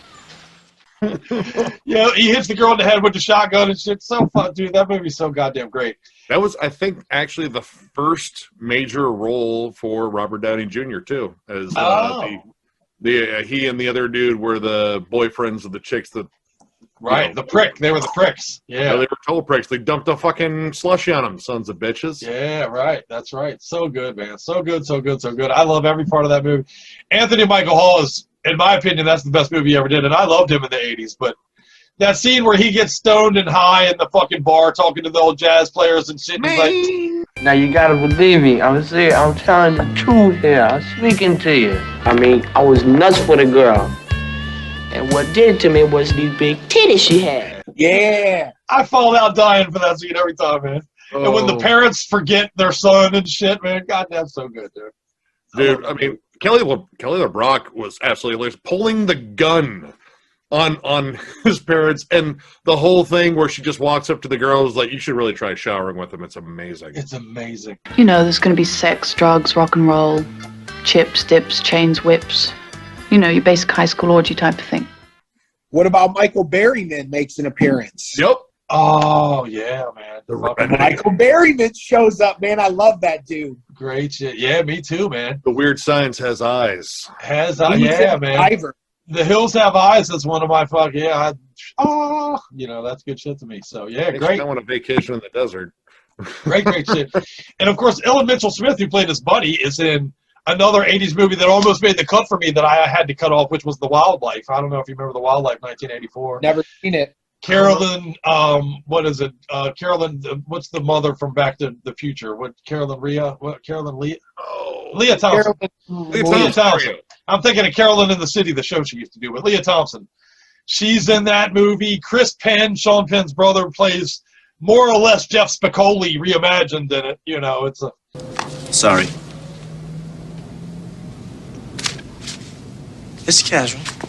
His own version of Jeff Spicoli in it, but it's got Eric Stoltz in it, man. That's a great movie. The Wildlife, 1984, man. Check it out. While we're talking about 80s movies, it's a great one. Yeah.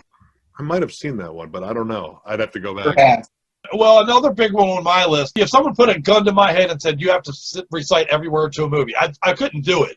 But if the closest I could do would probably be 1982's Porky's, man.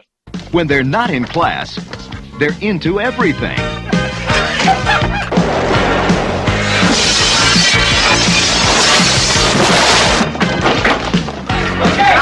Save your energy, you're gonna need it. Okay.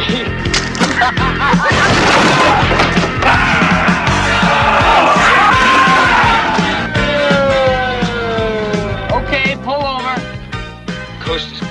But what they'd like to get into most is a place called Porky's. I left my idea. Here, use this one. That's my Bible school card. We can't show you more of the shower scene. Because what they're looking at isn't watered down. They want us to look. They want us to look. Porky's. You too will be back for a second look.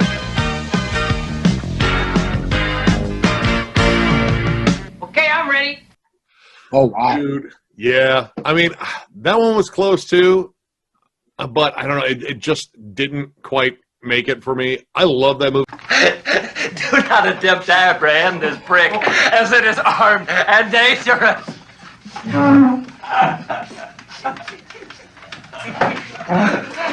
It was last seen hanging out in the girl locker room at Angel Beach High School.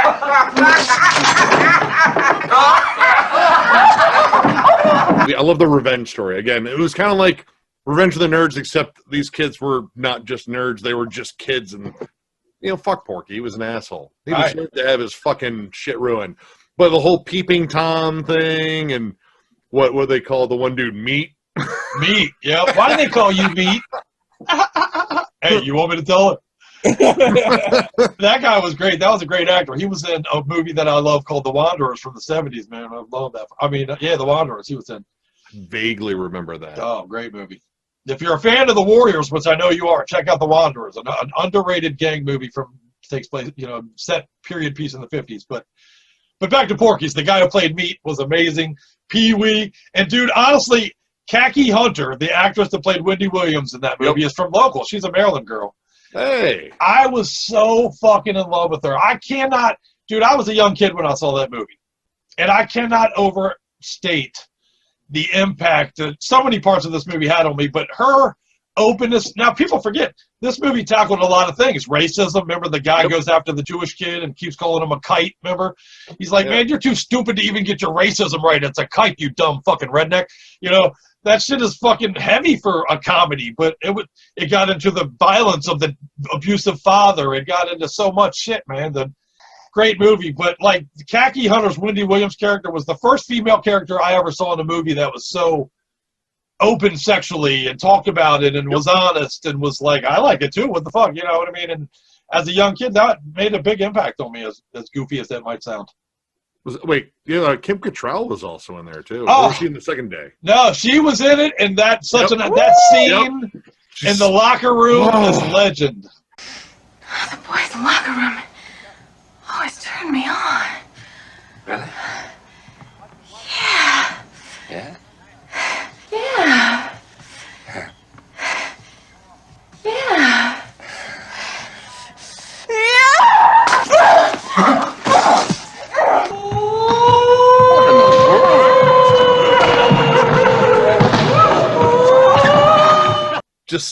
smelling those socks. Man, it was maybe, I don't know if the term kink shame was around them, but man, there's a chick saying, "Oh, I just get off in the smell of fucking sweaty, dirty, sweaty gym socks." You got issues, man. It's like, this place smells like vinegar soaked in onion juice.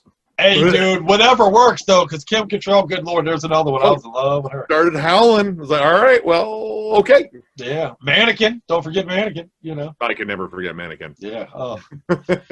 I was young and thinking, man, if a mannequin came to life and looked like her, I'm in. Let's do this thing. So, yeah. I mean, I probably looked at mannequins just a little bit differently after that one. Oh, yeah. How could you not? But, dude, I still watch Porky's actually semi-regularly. It's one of those movies I break out every now and again.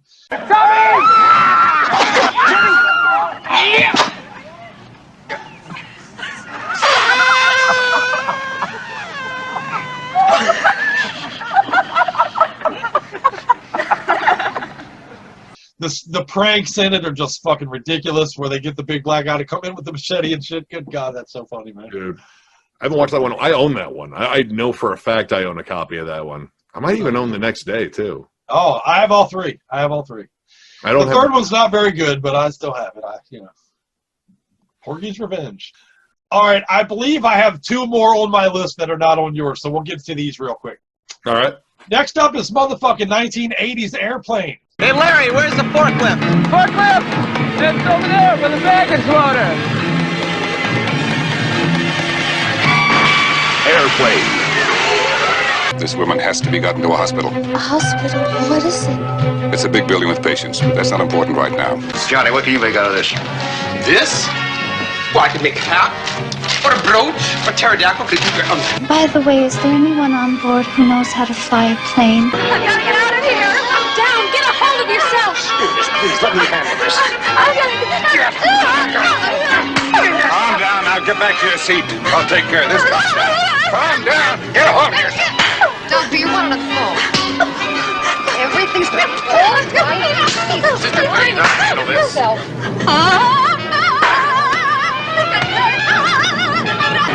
Coming right at us! The big news is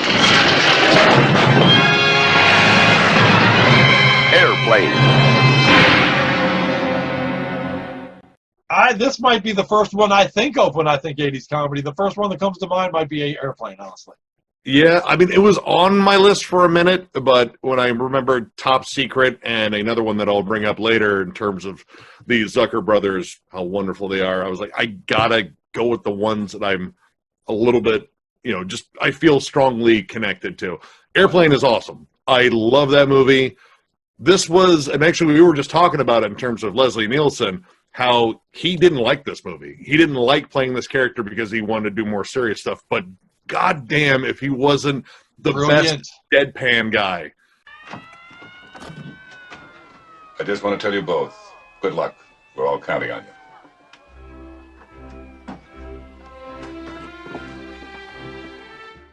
Oh my God. And don't call him Shirley. And don't call him shit. Dude, he became that, he was the guy. No great. If we did a list of like straight up parody satire type movies, oh my would be all over that one too. And I mean all the running gags and everything, over, under, huh? Yeah. Have you ever seen a grown man naked? You like gladiators? Yeah, right.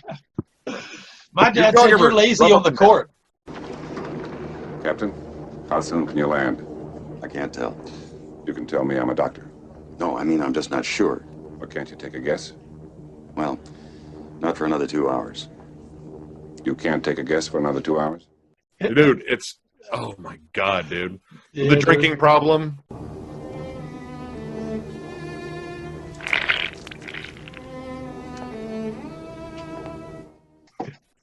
Dude, I mean, that was honestly like where I learned what a sight gag was. And that was like the running jokes that kept coming, and the fact that there was always like something weird in the background. Was it a Florence Henderson speaking jive is still one of the best scenes in any movie ever. Just hang loose, blood. She's gonna catch up on the rebound on the med side. What it is, Big Mama? My mama didn't raise no dummies. I duck a rap. Cut me some slack, Jack. Say cutting Chump don't want to help. Chump don't get the help. Say can't hang, say 7-Up. Jive ass dude don't got no brains anyhow. Yeah, Man. so good. I don't know. They were just on to something. They know how to do these quick cutaways and just keep the jokes rolling in different circumstances. And the formula obviously worked for a dozen years. Right, and has been stolen over and over and over again. Oh, God, yeah. Ridiculous. Such a great man. And, dude, I know I'm going to sound like a pervert because I'm going to mention every hot woman in every movie we talk about. But Julie Haggerty, I loved her too, goddammit. I was in love with her back in the day when the scene where he dances around with her in the fucking bar and throwing her around his They're kicking everyone's ass. It's brilliant. I love it.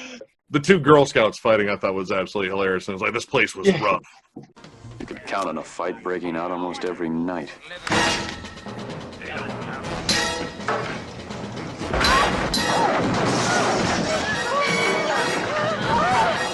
I mean, yeah, it's a rough joint, brother. Yeah. I've had such a strong connection with that movie for years, but it was a tough list again, and I have other Zucker stuff. Well, yeah, I've refrained from giving you guys shit for not having these on your list because I've seen your list and I know why, so I can't give you, you know.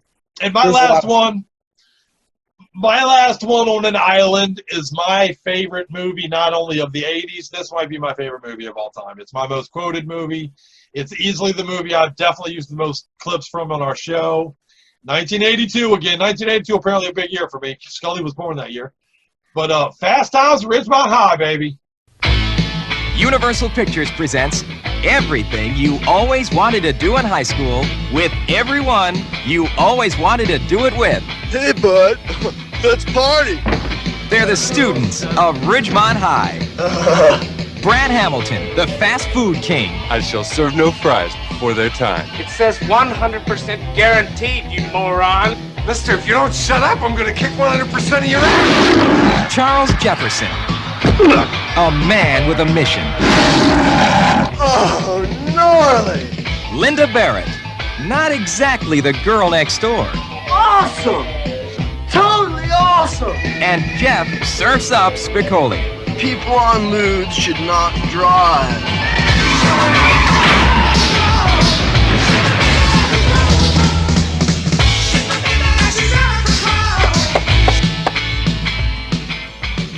That was my skull.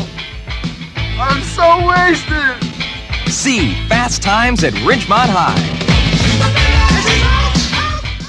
I thought about it too, and honestly, and here we'll get a little in depth into my 80s growing up, becoming a man, because Phoebe Cates getting out of that pool to The Cars Moving in Stereo, off of possibly one of my favorite albums of all time, might have been one of the earliest uprisings in the Nethers as a child. I remember seeing that. Wow, he went there. Yeah, I did. It is. I mean, literally, it was probably the first boobs I ever saw. And then, you know, I saw Bachelor Party and some other movies we brought up. But yeah, I was like, wow.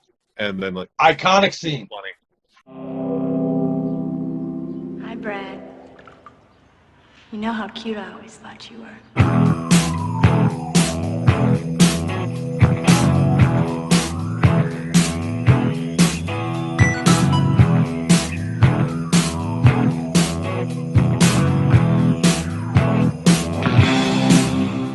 If she walked in on me on the bathroom shortly after I saw that scene, I might have been in Judge Reinhold's similar situation. Oh, she would know the meaning of premature ejaculation. Yeah, hey, how you doing? Doesn't anybody fucking knock anymore? So, but yeah, and I'm sorry. Ugh. How do you feel about disappointment? Right. Oh, you're about to get an and don't forget the underrated Jennifer Jason Leigh scene was so good, and man, that movie's iconic to me in every way, shape, or form. And it's heavy too, man. It tackles abortion. It tackles fucking, you know, there's some heavy shit that goes on in that flick, man. You know. I mean, you know, it's all lightened up, of course, by Spicoli's one-liners. I still love the whole bit where he has to give up the pizza, of course, because he ordered pizza in class, which, believe me, I wanted to try, but I know my mom would whoop my ass for that. Yeah, right. Am I hallucinating here? Just what in the hell do you think you're doing? Learning about Cuba, having some food. Mr. Hand, a great character, yeah. You had great actors like Judge Reinhold early on. You got Jennifer Jason Leigh. This was kind of like one of those like kind of up and coming for like a next generation thing. And I mean, Sean Penn became pretty much a mainstay in 80s, 90s, whatever.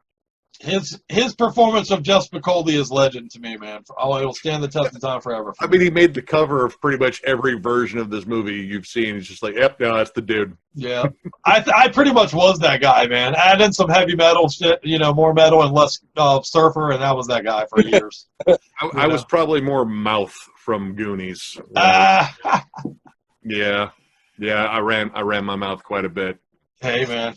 More than a few people knew me for pulling up in a vehicle and the smoke would roll out the window when we got out. So, yeah. Wait, did you hear the bell? Did we get to school? We're here. Oh, we're not late.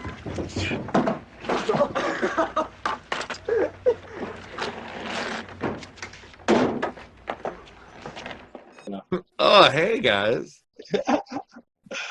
Well, and again, that's my number one movie. Cameron Crowe, some people may or may not realize that started as a journalist situation. He actually did go undercover.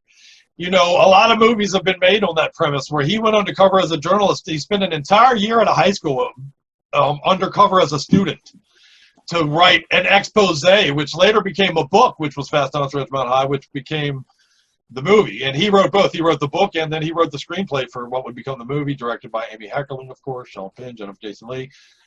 Just everybody, man. So many hotnesses in this movie, man. So much sweetness. Want to touch the hiney? Over and over again. Over and over. I mean, I'm not gonna lie. I watched that pool scene. Yeah. Fast forward on the VCR. I got to go to sleep. Well, yeah, I saw a list on YouTube actually where they talked about the most paused and rewatched scenes in movie history, and I'm pretty sure that was number one on it. So I mean, yeah, and it's slow-mo too. It's all slow-mo and sexy. And recently, we did an episode of Metal-O-Mania where Blake from Pig Destroyer came on, and we did our Forever songs. One of my Forever songs was Moving in Stereo, and I can't say that's not related. You know what I mean? It's related. Yeah. I mean, honestly, if I'm just jamming the song, it's one of my favorite like dark nighttime drive songs. I love that song. But occasionally the thought will pop in my head, like, gotta say, keep eyes on the road, quit daydreaming, you fucking perv. Yeah, brother. Oh, good driving. Well, that concludes our movies that we've all had on our island list, and apparently I had the most of them. So by just a few. Old guy radio. Great ones. Yeah, I feel like we're doing the video game show again, where I was talking Pac-Man and they were talking, releases that came out 10 minutes ago. I was like, what do you guys know about Pac-Man? Okay. All right, so we got a few that got at least 2 votes. We'll go over those and who voted on them. Starting now. How's that sound? All right. Did we mark down which ones that were just had 2? I'm sorry. I think I do, and you guys just correct me. If I miss anything, let me know. But we'll start with Spaceballs. You guys both voted for Spaceballs. Absolutely. Oh, 100%, dude. Once we kidnap the princess, we can force her father, King Roland, to give us the combination to the air shield, thereby destroying planet Druidia and saving planet Spaceball. Everybody got that? Spaceballs, the movie. Only one man and his trusted companion can save planet Druidia from disaster. Okay, Eagle 5, coming in. I am the keeper of a greater magic. The Force? No, the Schwartz. And escape the clutches of Dark Helmet. I see your Schwartz is as big as mine. Give me paw! Spaceballs, the movie. How do I know you're not making faces at me under that thing? Dude, that movie is clever joke. One of the great parody movies of all time. Dark Helmets, the Combing the Desert. Dude. The Druish Princess. The So combination. good, man.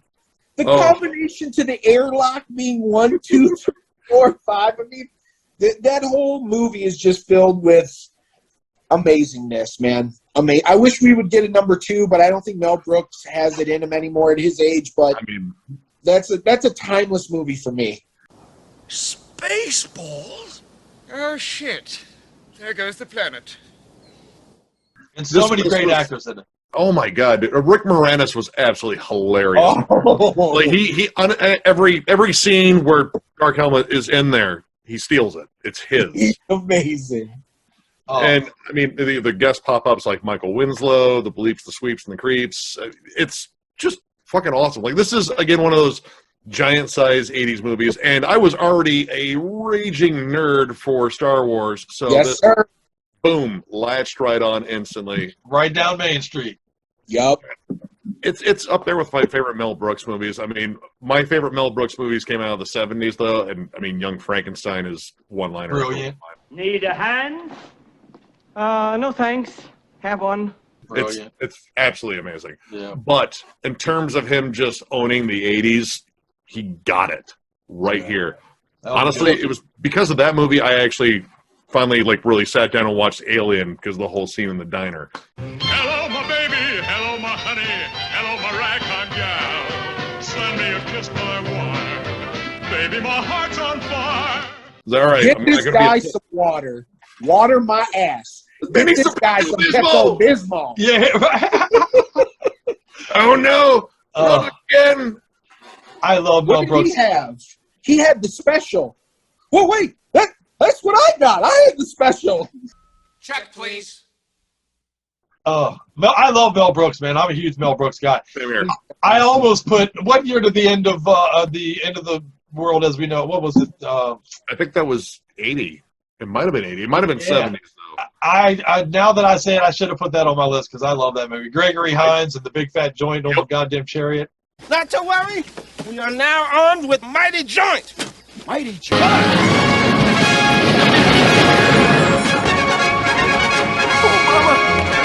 We've got to. Gotta stay loose, you know? Let it cool. Let the coolness get into our vertebrae.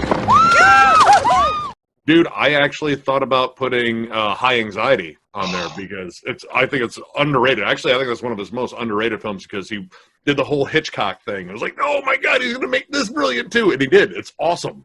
Yeah, boy, man. Mel Brooks, buddy. Gotta love it. Madeline Kahn. Madeline, legend, man. She was so fucking talented. Gone way too soon. Is it that music? It's probably just from some nearby cottage. Nothing to worry about. Where are you going? You men are all alike. 7 or 8 quick ones and you're off with the boys to boast and brag. You better keep your mouth shut. Oh, I think I love him. That whole troop, man. Yeah, I loved her, dude. That whole troop was great, man. Dom DeLuise did a lot of the stuff with them and all that shit, you know. God damn it. Great choice, guys. Great choice with the Spaceballs, man. And again, it's a ridiculously quotable movie, man. How many times have you quoted that movie in your life? Countless. Dude, we've pretty much spent days just quoting that movie. What's the matter, Colonel Sanders? Chicken? Comb the Desert, still quite possibly one of my favorite laugh out loud moments, dude. Fucking legend. Fucking legend. Yeah, it's killing me that some of these aren't on my list. All right, another one that both of you guys have on your list, and I didn't make room for it, and this one makes me sick too, man, is Stripes. Personal problems got you down. You can't go! All the plants are gonna die! Well, the U.S. Army can turn your life around. Before I knew it, she was walking next to me, singing, do I did it, dum did it, do. Learn what it's like to feel like a man. Get your body into incredible shape. Muscles, I love those muscles. So if you're a man who likes to take charge of your own life. So am I to understand that you men completed your training on your own? That's the fact, Jack! That's the fact, Jack! What the? Surprise, buddy! I'll kill you! Whose idea was this? Boom shakalaka, boom shakalaka, boom shakalaka, boom! Dude. Yes, dude. Oh, yeah. Bill Murray and Harold Ramis. My God, what a team. Oh, man, another one we lost. Harold Ramis, what a genius, man. God damn it. A brilliant writer. Yeah. Dude, this whole movie is absolutely hilarious, but it's also it's really well acted, and I don't know, I just like this movie in general. My favorite bit, though, is still probably in the beginning when he picks up that asshole fucking cab fare, and he just fucks with her. Will you stop? Turn around. Watch the road. Turn around. Stop with the pictures. Face the road. Thank you so much. Like, he was like, oh, man, I probably shouldn't have drank all this cough syrup. But, I mean, just him being the relentless troll that he is, and then Harold Ramis playing more of the straight guy, you had that balance. And then when you add in so good. John Candy in there, and was it John Deal's character, the hillbilly, and then who else are you missing? Francis. You don't call him Francis, though. They call me Psycho. Any of you guys call me Francis, and I'll kill you.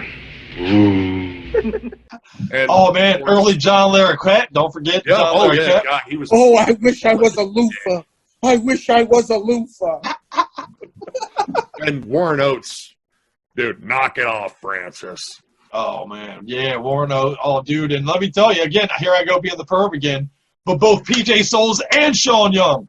Dude, I had a thing for Sean Young. Me too, dude. Me too. Oh my bro. God. Did you guys ever give a girl the Aunt Jemima treatment? You know what the rest of your problem is? Tell me. You've never had anybody give you the Aunt Jemima treatment. No, I certainly haven't Yeah, had it's real simple. that. First you get up on the griddle. I'll get you up to cruising speed.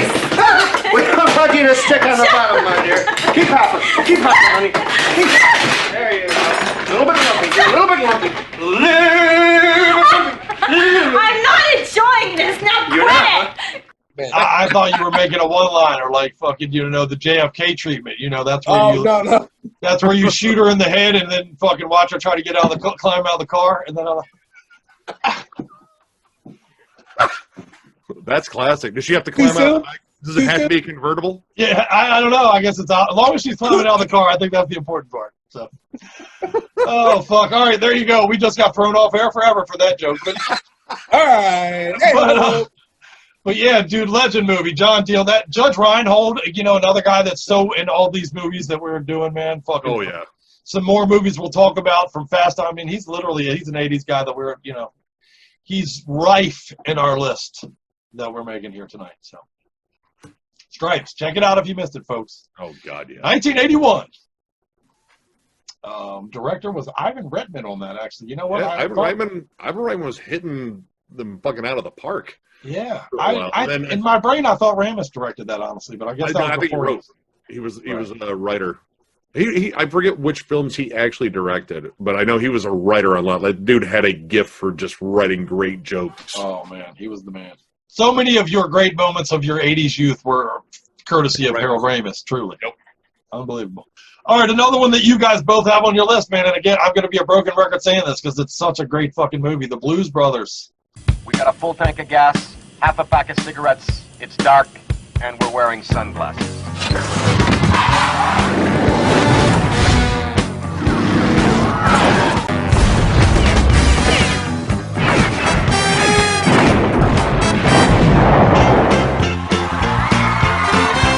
Are you the police?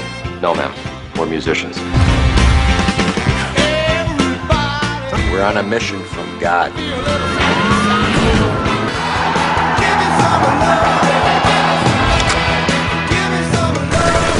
Oh, please don't kill us. You know I love you, baby.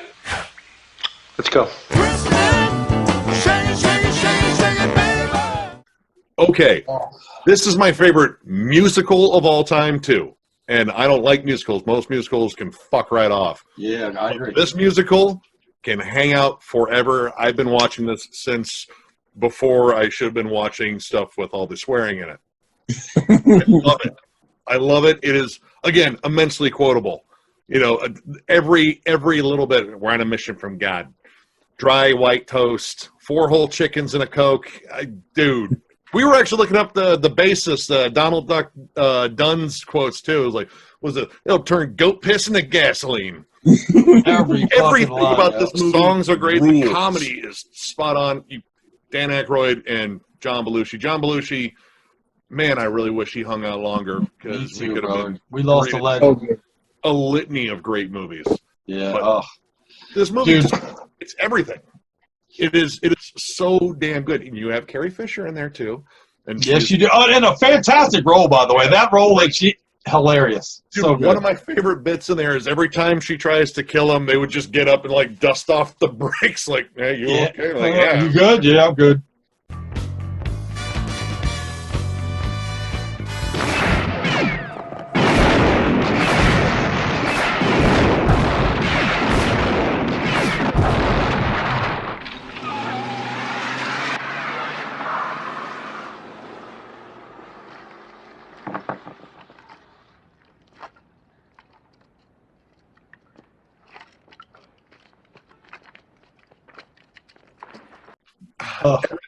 The police car chases are ridiculous. Dude, I saw like the whole going through the mall and shit. I wanted to do that because I apparently have issues that go way back. But hey, you hang out with me for a reason. We're family for a reason. Dude, like they're just driving with hey, look, Pier 1 imports. And just wreck right through it. Piles of police cars. Jack Napier, the whole line is like, listen here, son, you're gonna look real funny eating corn on the cob with no fucking teeth. That whole shift there.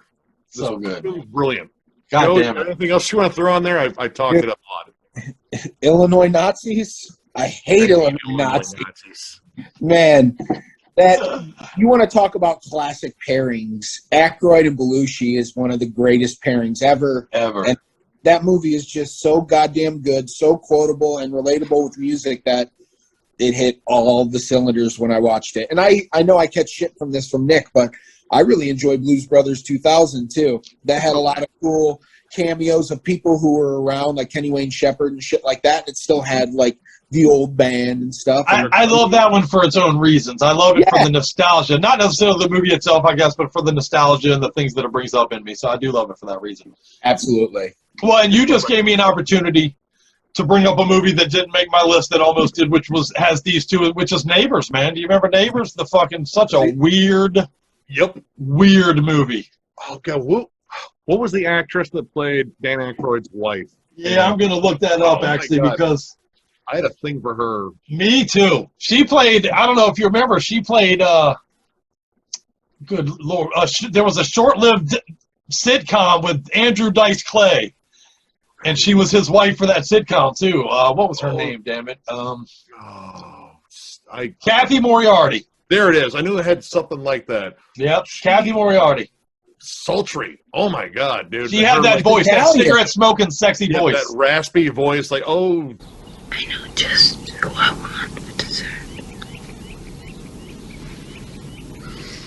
You're already talking dirty to me, and you're to be reading a grocery list, and it's like, oh my god, tell me you need carrots. Oh, I loved her in Raging Bull. Oh. She was an awesome actress. Yeah. And I mean, it was interesting seeing John Belushi be the straight guy versus, Dan Aykroyd. Dan Aykroyd screamed more like the straight guy kind of role. And was he blonde in that? Yes. Yep. He had bleach blonde hair. Yeah. It's such a bizarre movie. The sounds, I mean, it's such a crazy, weird. It's not for the lighthearted. It's a weird movie, man. I've had a lot of people watch it because I've recommended it, and they're like, dude, what the fuck was that? And I get why they think that, but dark comedy. Dark comedy. If you get it, you get it. It's so good. What are those? They're my panties. They're edible. Edible? Hey, wow. The wonders of modern petrotechnology. Where did you get them? At school, all the kids have them. Oh, they're tasty. Hey, Earl, you want some of your daughter's panties? They come in 4 flavors. Banana, peach, mint, and of course, cherry.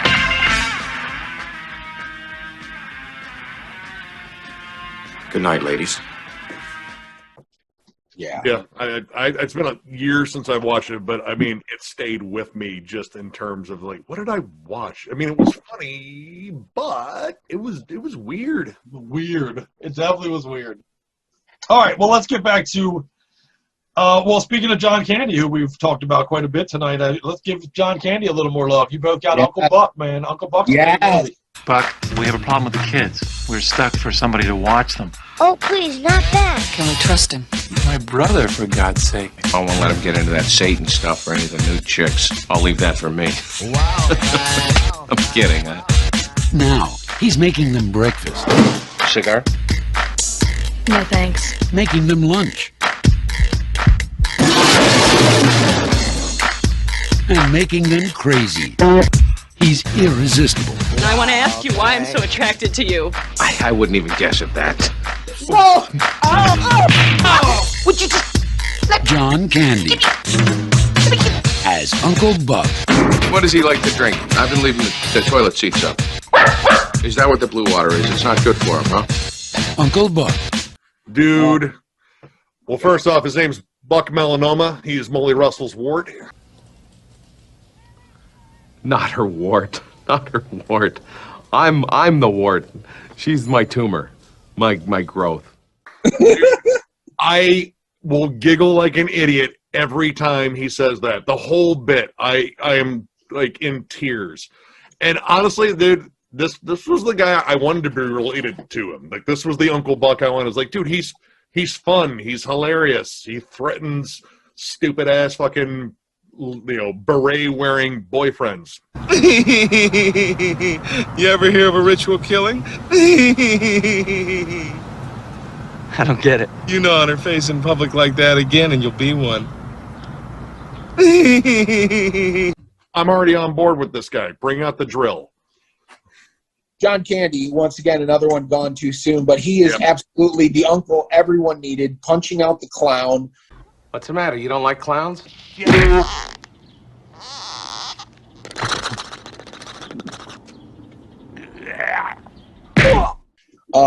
The car that was a complete dump.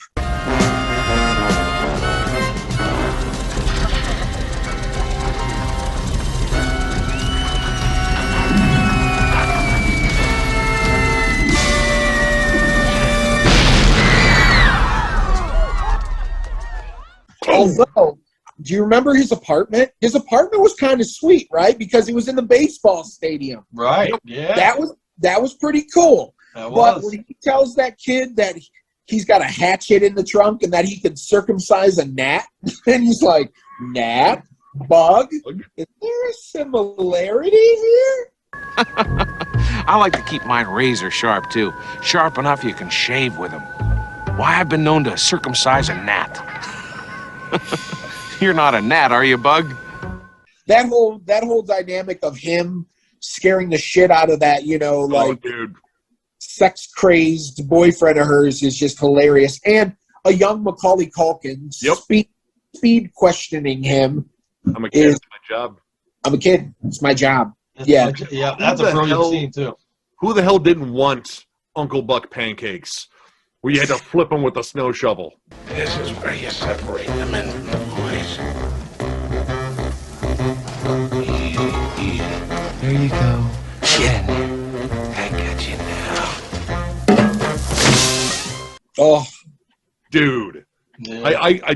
I may have tried doing that and probably wrecked my kitchen or my mom's kitchen at that point just because, asshole kid. Hey. But, I mean, that movie is legendary. And it's heartwarming, too. You get all those, nice little moments like, oh, that's tender and human, and it's not overly cheesy. It feels more real, but so goddamn funny. Fuck, I love that movie. Dude, John Candy exudes fun and friendly and nice. And, he was only 44, He only lived 44 years old. That's ridiculous. Ridiculous, man. Insanity, man. Another movie of him and Steve Martin made a great dynamic in Planes, Trains, and Automobiles. Yep. Yeah. Dude, oh my God. I love that movie. And again, it hits you in the feels towards the end. But everything up to there, I was like, dude, I would be losing my mind. Because, when I was a kid, I was like, oh, the John Candy character, he's funny and zany. And then as I got older, it's like, I'm kind of more in Steve Martin's camp because I'm losing my shit. Yeah, no shit, dude. I get it. Steve Martin, man, another brilliant, dude, if this was a 70s movie, my number one would probably be The Jerk. Things are going to start happening to me now. Oh, yeah, I love it. It is brilliant. I love that movie. God damn it, I love him even.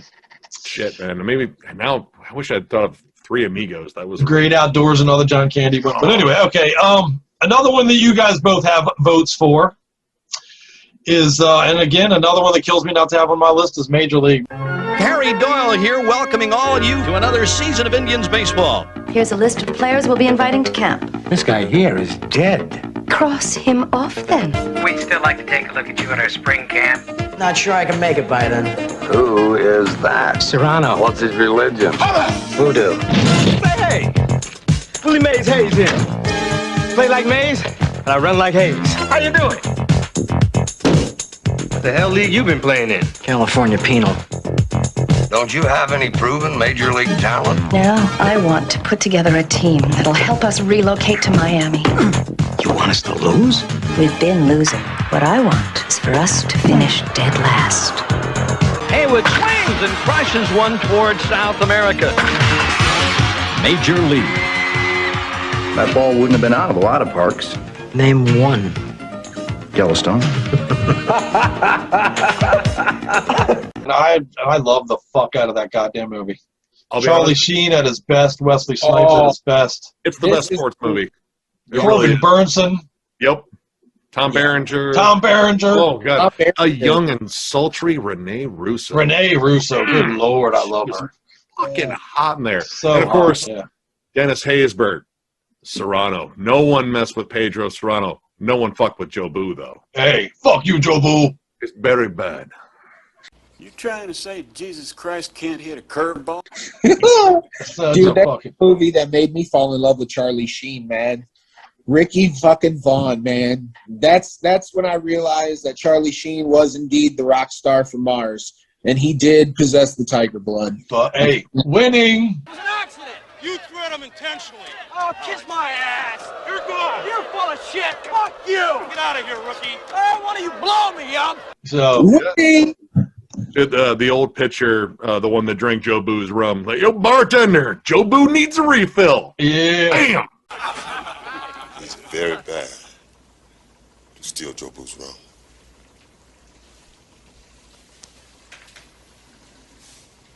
He's very bad.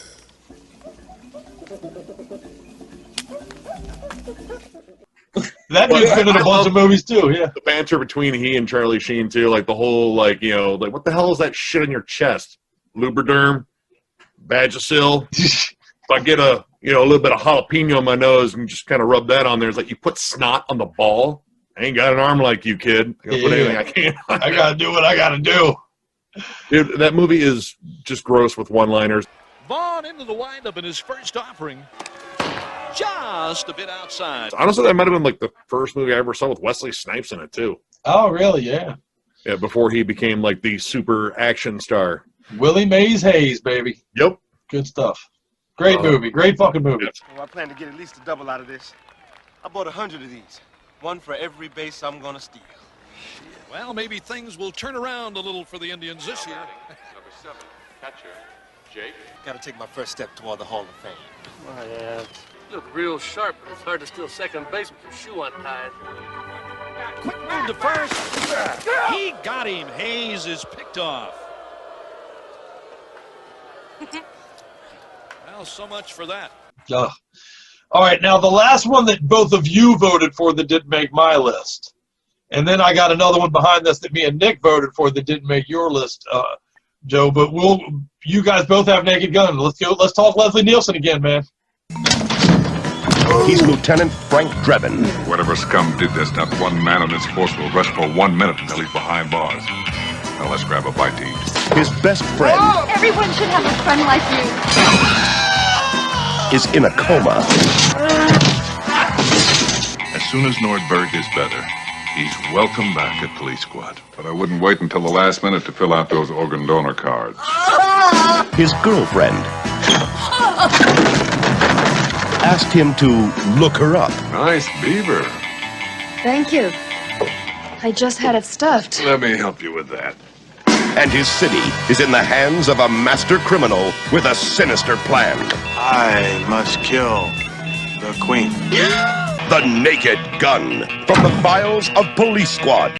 This is the Zucks at the finest. I love this movie. Deadpan. But now you get all deadpan. You get all Leslie Nielsen. The whole noir thing. And he's just great. Like I was just saying, one of my favorite lines, and it's subtle, it's quick, but it's brilliant. When they're asking about Neubert after his accident, it's like, how's Neubert doing? It's like, no, he's resting safely at Our Lady of the Worthless Miracle. Just that straightforward delivery. That's Leslie Nielsen. You familiar with that face? I don't know. My memory ain't so great. Oh, yeah? Maybe this will refresh your memory. I don't know, it's still kind of hazy. How about this? Yeah, I remember him. I used to see him around. Why do you want to know? I can't tell you that. Well, maybe this'll help. I really don't think I should. Yeah, you still don't think so? Oh my God, that movie is so fucking good. Quotable as hell. I have a message for you from Vincent Ludwig. I'm sorry I can't hear you. Don't fire the gun while you're talking. And it's, again, like the Zucks at their finest.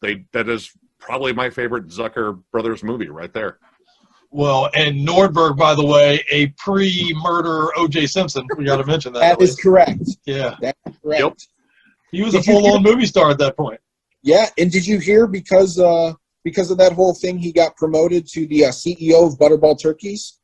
Yeah, nobody sliced meat like OJ.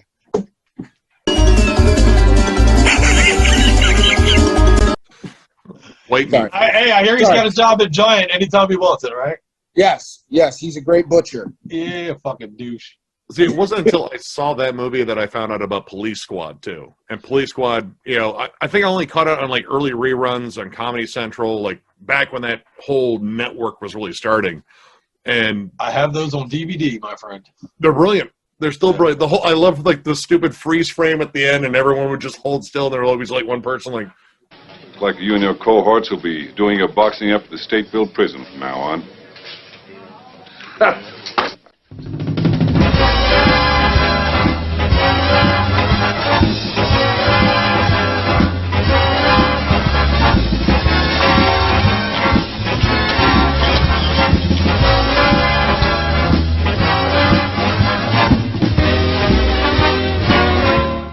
Wait, what? What the fuck? Yeah. Again, the sight gags, they're fucking brilliant. I want you to know it. Practice safe sex. So do I.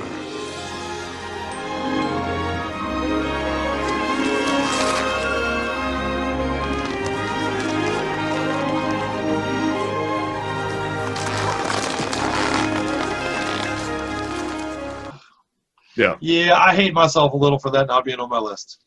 Naked Gun. All three of them are great. Yeah. Yep. First one, dude.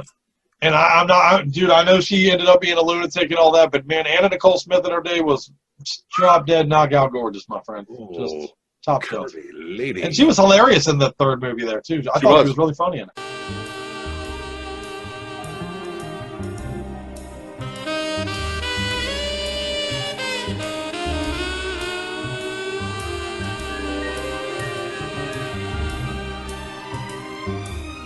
It was Tanya.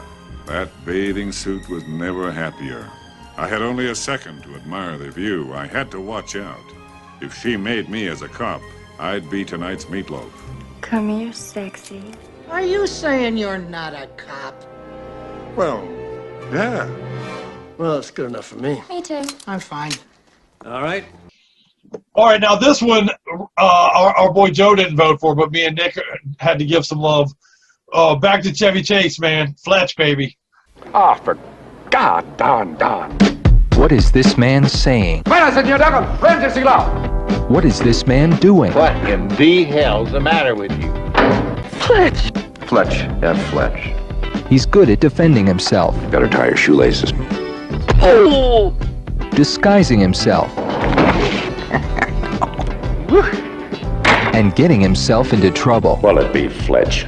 Go ahead. Make my day. He's a reporter. There are no tags on these mattresses. Who's about to write the story of a lifetime. Will you kill me? Sure. If he lives. Thanks a lot! There isn't a woman he can't charm. Can I borrow your towel for a sec? My car just hit a water buffalo. A question he won't ask. You and your wife are currently alive, I take it? Drop your shorts and bend over, Mr. Babar.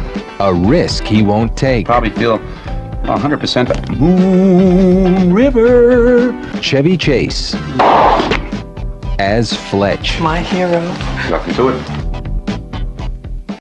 Yes. Once again, kind of noirish. Like you had a character that you followed that was, you know, you had the monologue, like the narration by him.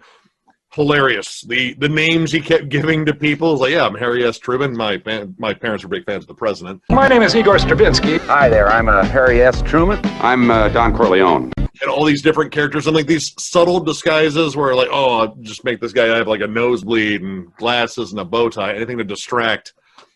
It's hilarious. It's absolutely hilarious. He's spouting off one-liners, which honestly in the 80s, Chevy Chase was the king of the one-liners. He was, man. As a matter of fact, you using the whole fist, Doc? Just relax. Quick delivery, and like, did he just insult me? He's already left the room. Shit. You son of a bitch. Yeah, he was so good, man.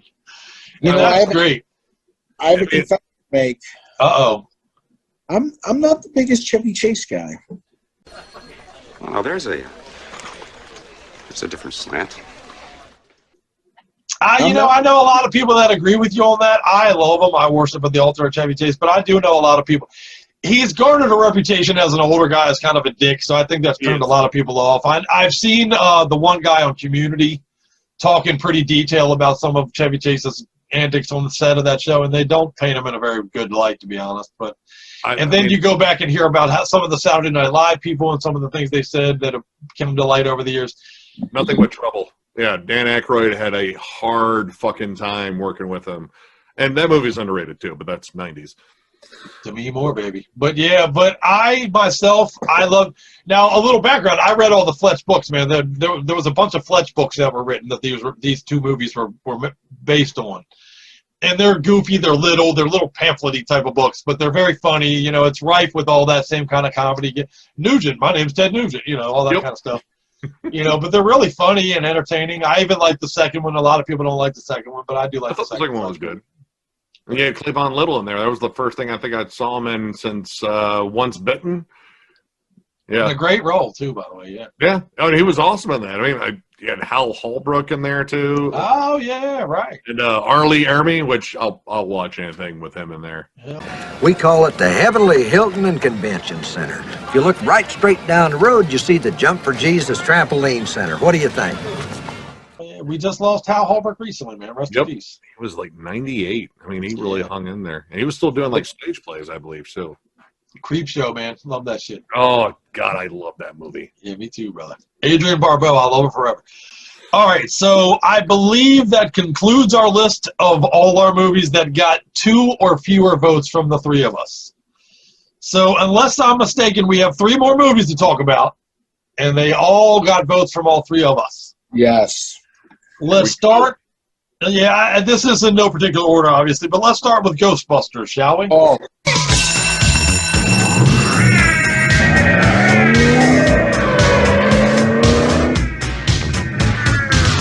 Ghostbusters. Hey, anybody see a ghost? They catch the ghost that won't stay dead. They're armed.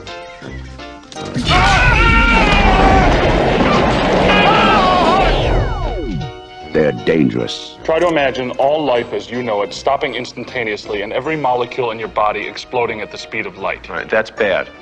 Okay. All right, important safety tip. Thanks, Egon. They're professionals. Oh, I'm the chairman of the largest paranormal removal company in America. You see it? They're all that stands between you and the end of the world. The city is headed for a disaster of biblical proportion. Real wrath of God type stuff. Exactly. Fire and brimstone coming down from the sky. Human sacrifice, dogs and cats living together, mass hysteria. Your girlfriend lives in the corner penthouse of Spook Central. You want this body? Is this a trick question?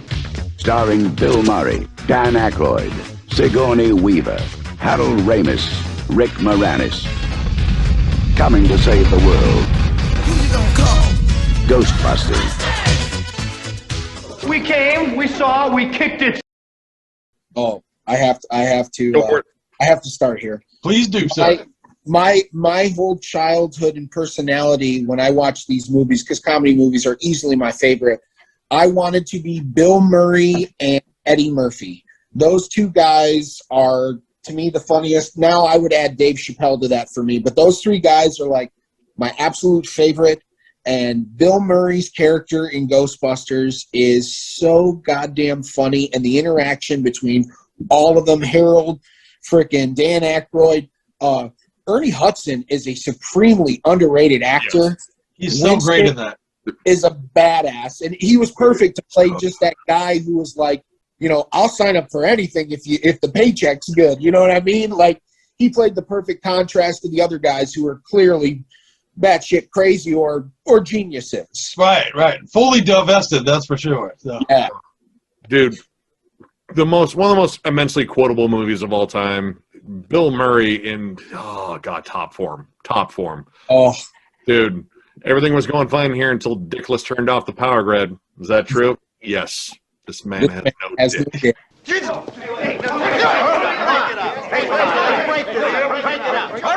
All right. Well, that's what I heard. Dude, I mean, he's absolutely amazing. The whole cast, the special effects, though, I mean, like, literally, it checks off every box. Those special effects still look great. You had really great puppeteering. Ivan Reitman, you know, that's easily his most well-known movie. For sure. The cast was great. Sigourney Weaver was great in there, too. Rick Moranis is fucking hilarious. Yes, have some. I am Vince Clortho, Keymaster of Gozer. Volca Sildro, our Lord of the Cebulia. Are you the gatekeeper? Yeah. So I love everybody. Let's do together. No, that's going to be a horribly bad idea. If there's a devil or a demon of any sort in this universe, may it make that dude who punched fucking Rick Moranis pay so hard, man. Fuck. What a piece of shit, dude. You're a piece of shit, dude. But you literally punched one of the nicest people on the planet. In the world, dude. So nuts, man. So horrific. But anyway, yeah, he's so great in fucking Ghostbusters. I love that movie. Dude, everything about that movie. It's the quintessential 80s movie. I mean, it is. If you're just going to watch one movie in the 80s, it might as well be Ghostbusters because it'll be fucking perfect. This is big, Peter. This is very big. There's definitely something here. Egon, this reminded me of the time you tried to drill a hole through your head. Remember that? That would have worked if you hadn't stopped me. Amazing. The first two movies I wrote down when we talked about this was Airplane and Ghostbusters. Those were the first two. Ghostbusters was the second movie I wrote down just because, like, yeah, I've watched this to the point where I know every fucking line.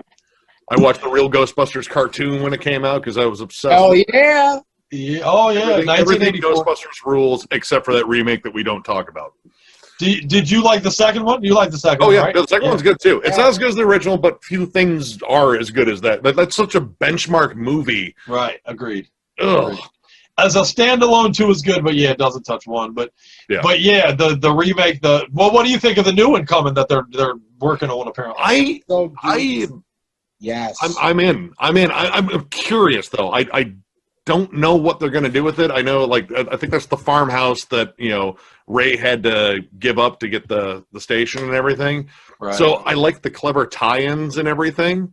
I'm just curious what they do with it. You know, it's such like it's a tender property. Please don't fuck it up. I know. We already did it once, and Jesus Christ, dude, just get it right. It was good.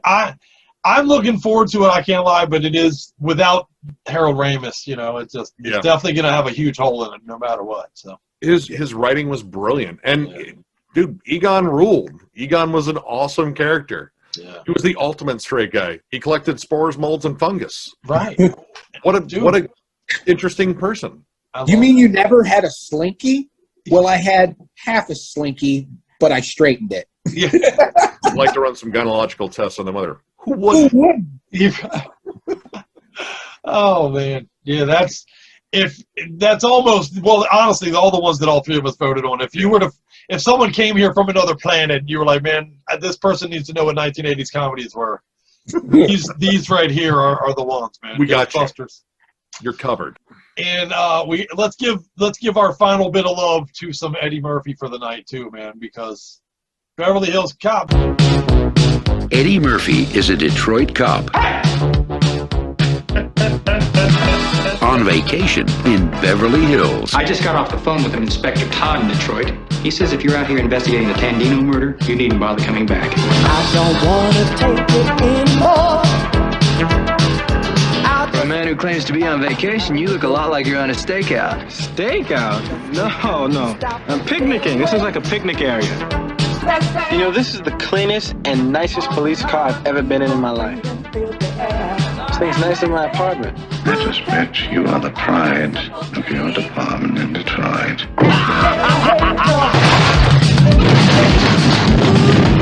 Cover me. Police! You're all under arrest! You do that again, I'll shoot you myself. Eddie Murphy, Beverly Hills Cop. Yes, the greatest detective to ever walk God's green earth, Axel fucking Foley of the Detroit Police Department, and let's not forget the number 2 Detroit police officer, Inspector Todd, an incredibly underrated character. He's easily the second best character in that show because every time he chews Axel's ass out, I always end up with my side splitting, man. Hey, boss, I know what you're gonna say, but you mind telling me where the fuck you come off going undercover without authorization from me? What the fuck is this all about? You wanna play some fucking bullshit cowboy cop? Go do it in somebody else's precinct. Where the fuck is Axel Foley? Well, that has been so stolen from. I gotta go. You screw this one up, pal, and you'll be writing pocket tickets for the rest of your life. You got that? Captain, I won't let you down.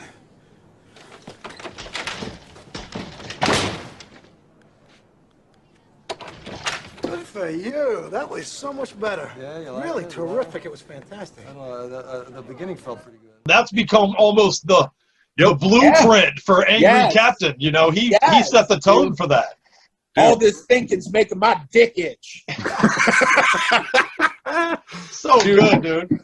Everything about it. I mean, you just kind of let Eddie Murphy just go, and he just rolled through. Plus, you had, Taggart and Judge Reinhold. Judge Reinhold's character. I can't think. Rosewood. Rosewood. Yeah. Rosewood and Taggart, baby. Dude, if you do that again, I'll shoot you myself. Just the gentleman that put the banana on the tailpipe. You're not gonna fall for the banana in the tailpipe. Oh, so good, man. And honestly, oh god, why do I always forget this guy? Knox something. The guy that plays the detective. He was also really good in there too. Oh yeah. Right. I mean, of course, I remember him from RoboCop, but yeah. Dude, like they got a great cast in there. Fantastic cast, man. Dude. The guy that plays the bad guy. It's not Udo Kier, but it's very close. Dude, they just pretty much hit every trope there, and it's a good action movie. Like, I mean, even if it wasn't like so comedy riddled, it would be a good action movie too. Oh! You think I'm playing games, man? Hey, I'm fucking somebody else.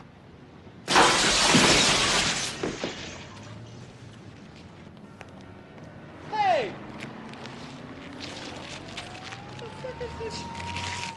Fuck yeah. Yeah. Bronson Pinchette. Oh, I was just going to say that. Yes, sir. Yeah, dude. Serge? That whole thing is legend. I see you look at this piece. Yeah, I was wondering how much something like this went for. $130,000. Get the fuck out of here! No, I cannot. It's serious because it's very important piece. Have you ever sold one of these? Sold it yesterday to a collector. Get the fuck out of It's here! serious. I said it myself. Donnie, what is this? This is not sexy. This is like the hair of dog. The button is up. Dude, we actually were talking like, what if Serge and Janusz Poha from Ghostbusters 2 actually had to sit down and have a conversation? Aren't you going to introduce me to your friend? I'm fine. My name is Serge, and how can I help you? Do you need anything? It's very busy today. Maybe you give me your name? This is Dr. Janusz Poha, the head of our department. May I offer you something to drink? Wine, a cocktail, espresso?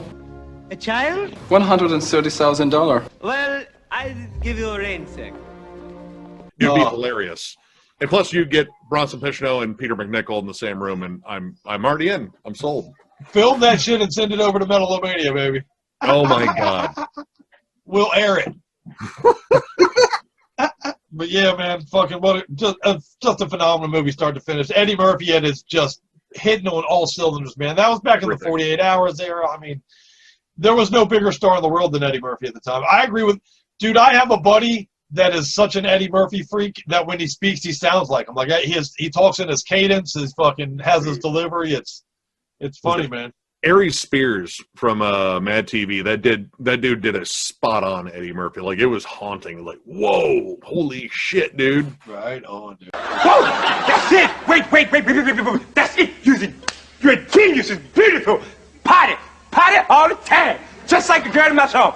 Party all the time is the song.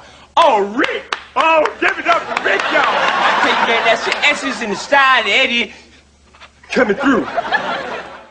I love Eddie. Eddie Murphy will always be, even though he's also in one of the worst movies I ever saw in that Pluto Nash movie. But all right, honestly, I love that movie for being as bad as it is. It and is plus bad. how bloated the production was. Like, he almost bankrupted that studio, I think. Yeah, man.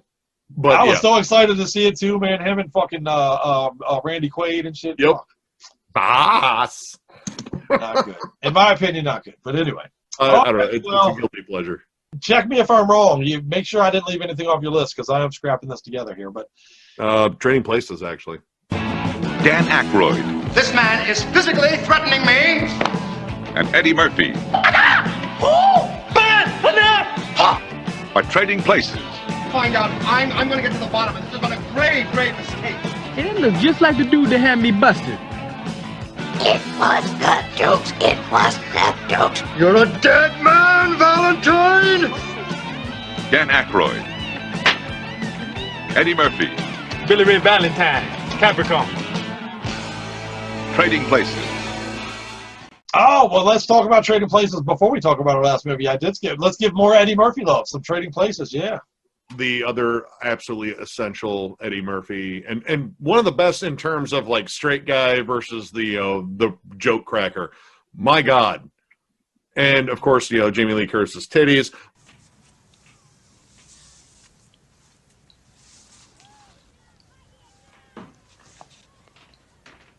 Those are nice too, but she's awesome in there too, just across the board. I love her. I've always loved her, yeah. Oh my God.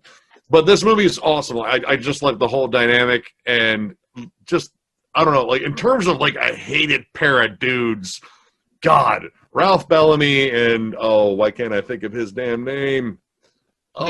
They've been called the old guys from the fucking Muppet, over a bunch. Yeah. Oh, dude. yeah. Dude. I love those dudes. For $1. Oh! Right, all for $1. Well, and those two make a brilliant showing in the Coming to America movie. That's a brilliant, in my opinion, one of the best cameos of characters from one movie to another ever. Yes. Look.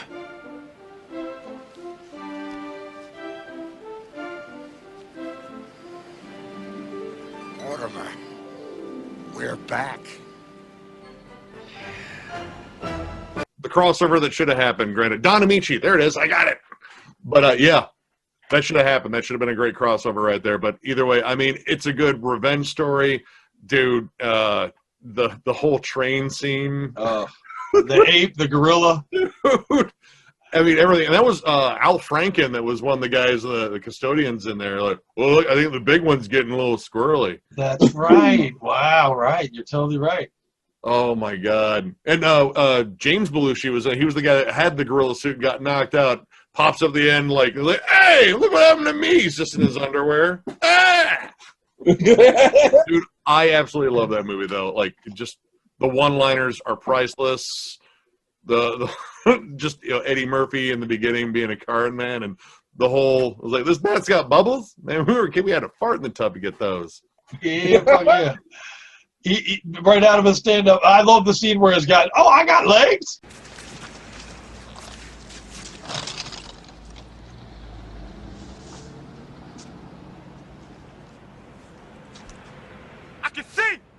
I can see! I have legs! Oh, shit, look at this! Man, I can walk! Jesus!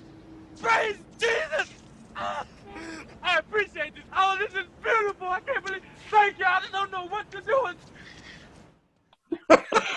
Oh, fuck. I just recently had Scully watch that movie with me, just very recently, actually, again. I love it. Oh, yeah. It's aged really well, too. Like, I still can watch that. It's a fucking drunk Dan Aykroyd on the subway pulling the whole sandwich out. Dude, it's just awesome.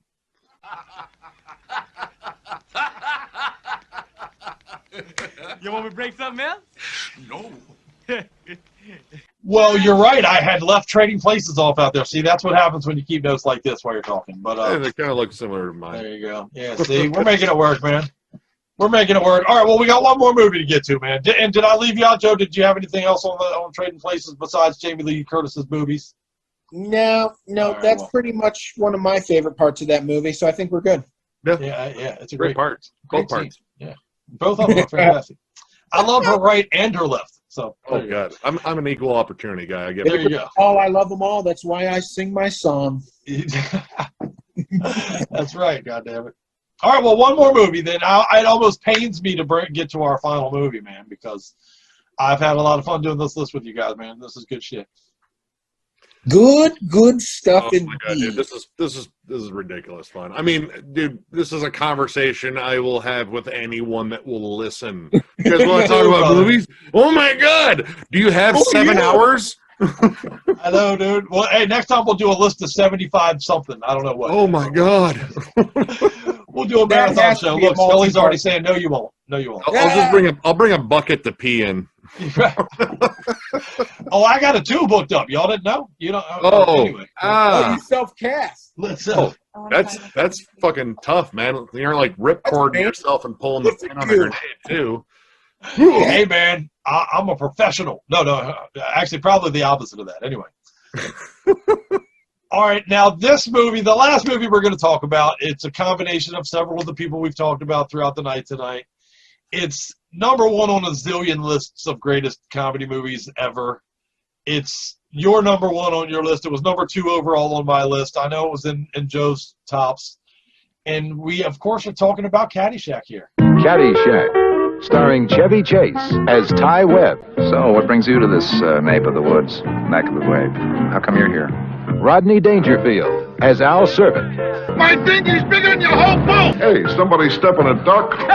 Ted Knight as Judge Smales. I've sentenced boys younger than you to the gas chamber. Michael O'Keefe as Danny Noonan, a caddy who wants an education and gets one. You take drugs, Danny? Every day. Good. Cindy Morgan as Lacey Underall. You want to tie me up with some of your ties? And Bill Murray as Carl Spackler. Just a harmless squirrel, not a plastic explosive or anything, nothing to be worried about. Licensed to kill gophers by the government of the United Nations. And introducing Mr. Gopher as himself. I said freeze, gopher! Caddyshack, the comedy with... Oh my fucking God, I love this movie. Still, to this day. Honestly, in terms of Harold Ramis's writing for jokes, this is top-notch. Blistering. Oh my God. Every line that Chevy Chase utters is classic.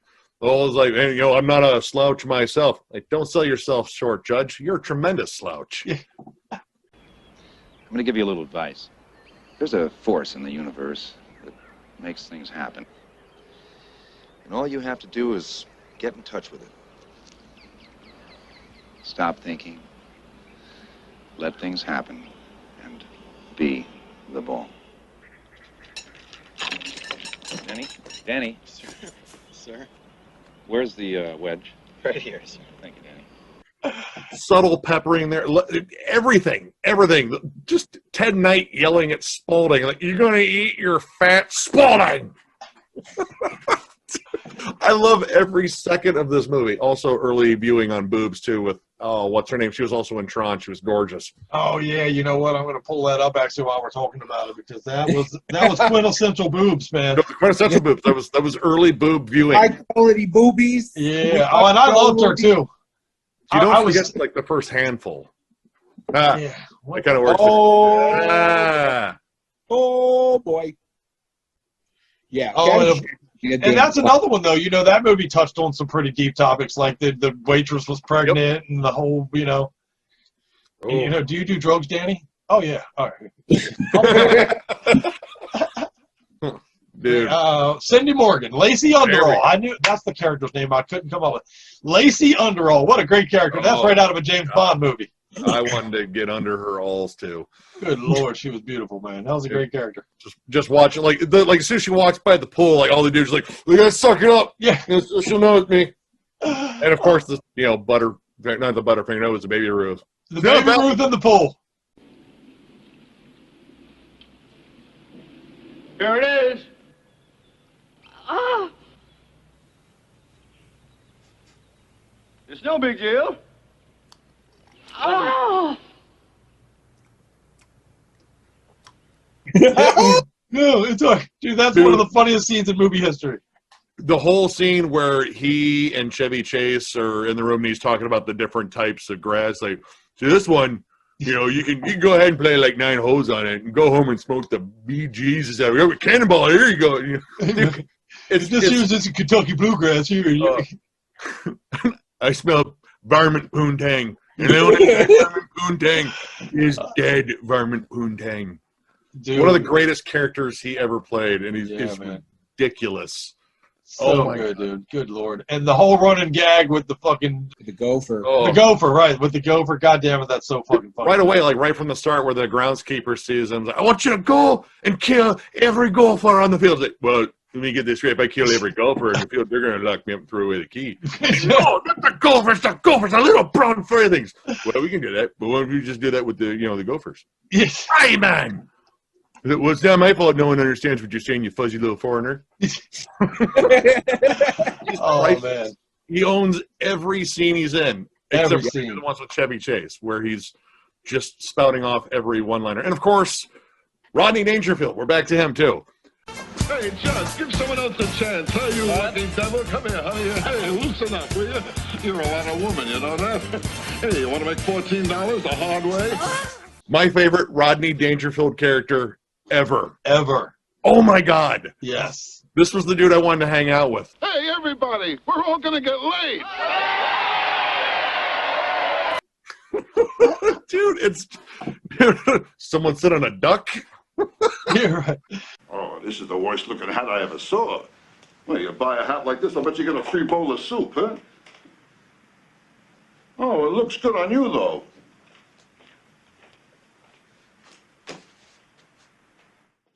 Oh, dude. God, man. Everything. And every actor that's in it does a great job. I mean, Ted Knight, of course, if you watch, Dick Van Dyke, Mary Tyler Moore, that dude was awesome. Hell, if you watched Super Friends when you were a kid like I did. In the great hall of the Justice League, there are assembled the world's 4 greatest heroes, created from the cosmic legends of the universe. That was Ted Knight. And fucking Too Close for Comfort. Remember that show? Yeah. Oh, shit. Vaguely. He had the beautiful daughters that lived on him. He had the 2 hot-ass daughters. It was all about him trying to keep his hot-ass daughters in check.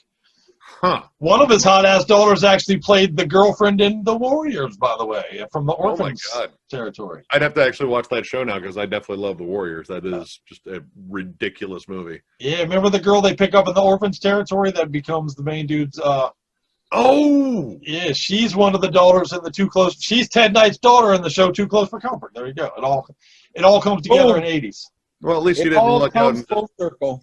He didn't get a Spalding, though. That's too bad. Yeah, well, and we would be remiss in our duties in talking about 80s movies. Caddyshack gives us the perfect opportunity to bring up some Kenny Loggins, man. We got to at least talk about the dude, right? I mean... We have to fucking bring him up.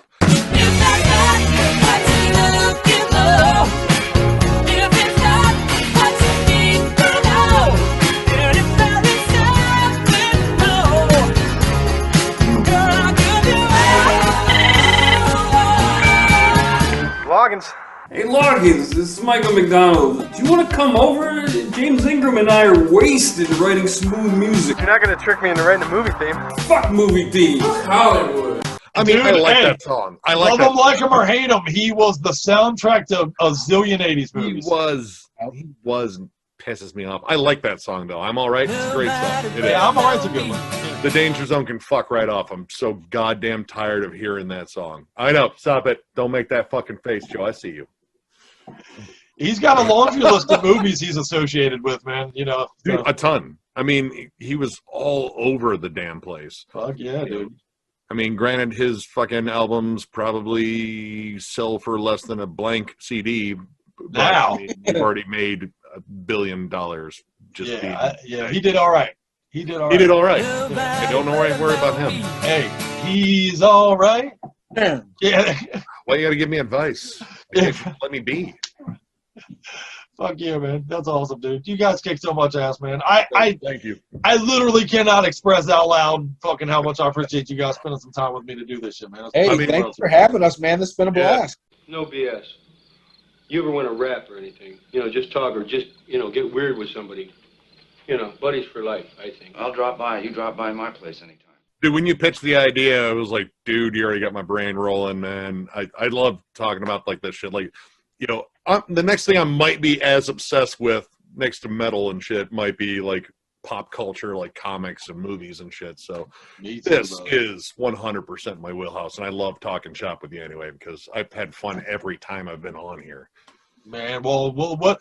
I'm already steaming in my head how I can get you guys back on to do something else. So, hey, man, pitch us with some ideas, man. I'm down, man. Fuck yeah, dude. And don't forget, you know, we got coming up Casket Robberies coming on to talk horror movies. We got good shit coming up on Metal-O-Mania. And you Metal-O-Maniacs out there, man, support Thralls of Metal. If you're not already, please do. Go subscribe. Go and fucking click the like button. A comment or two on a video always goes a long way, man. People appreciate that shit. So show them some love. It's easy and it's free. Tell us we're doing all right. Tell us we suck. Just tell us something. It's easy and it's free, just like Joe. Yes. Well, not entirely free, but pretty damn easy. Right. Hey, I'm easy and cheap. It's pretty close. You know. Was that a sandwich? All right, fine. Let's do this. I'm in. Fuck it. Fuck yeah, man. Well, can I hold up for a Coke?